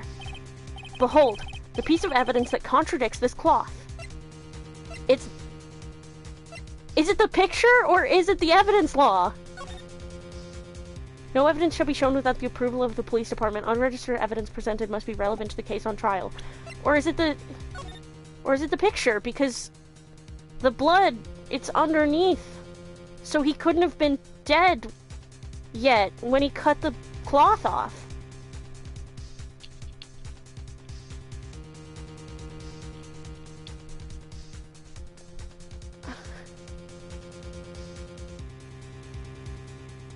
The picture? Yeah. And what exactly is this supposed to be? This is the picture Miss Skye took. Take a good look at it.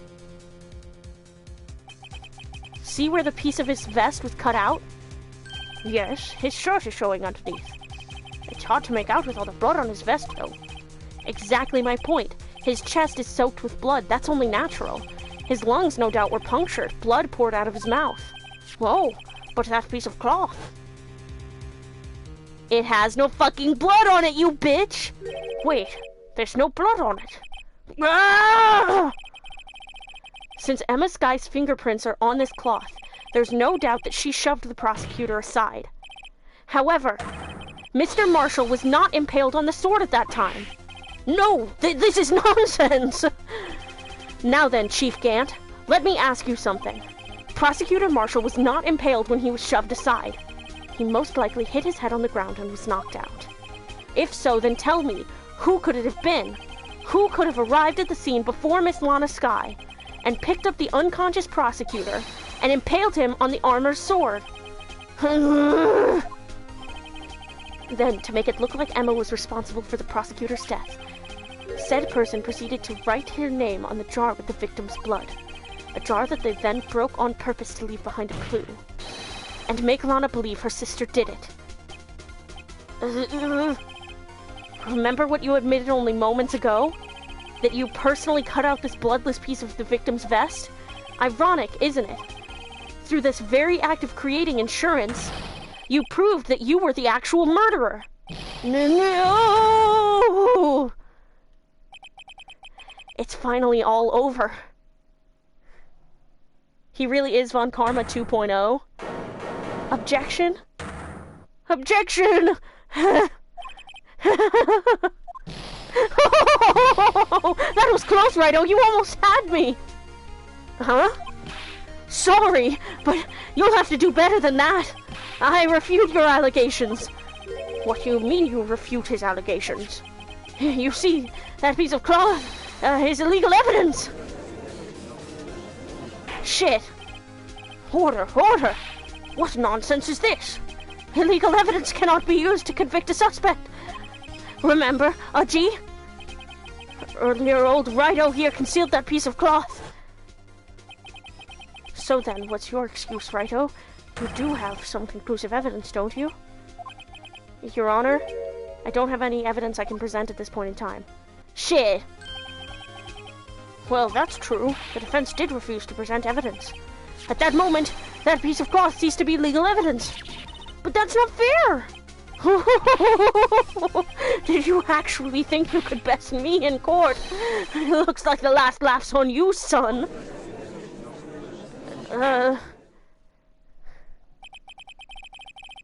Because it was unapproved by the police department. I'm afraid Mr. Gant's claim is legally correct. Well, Mr. Edgeworth? True, illegal evidence cannot be used to convict a person, assuming, of course, that the evidence is indeed illegal. Well, Mr. Wright? It seems, at last, the time for me to reveal my plan has finally arrived. Mr. Wright, do you admit to it? That you purposefully and illegally concealed this piece of cloth?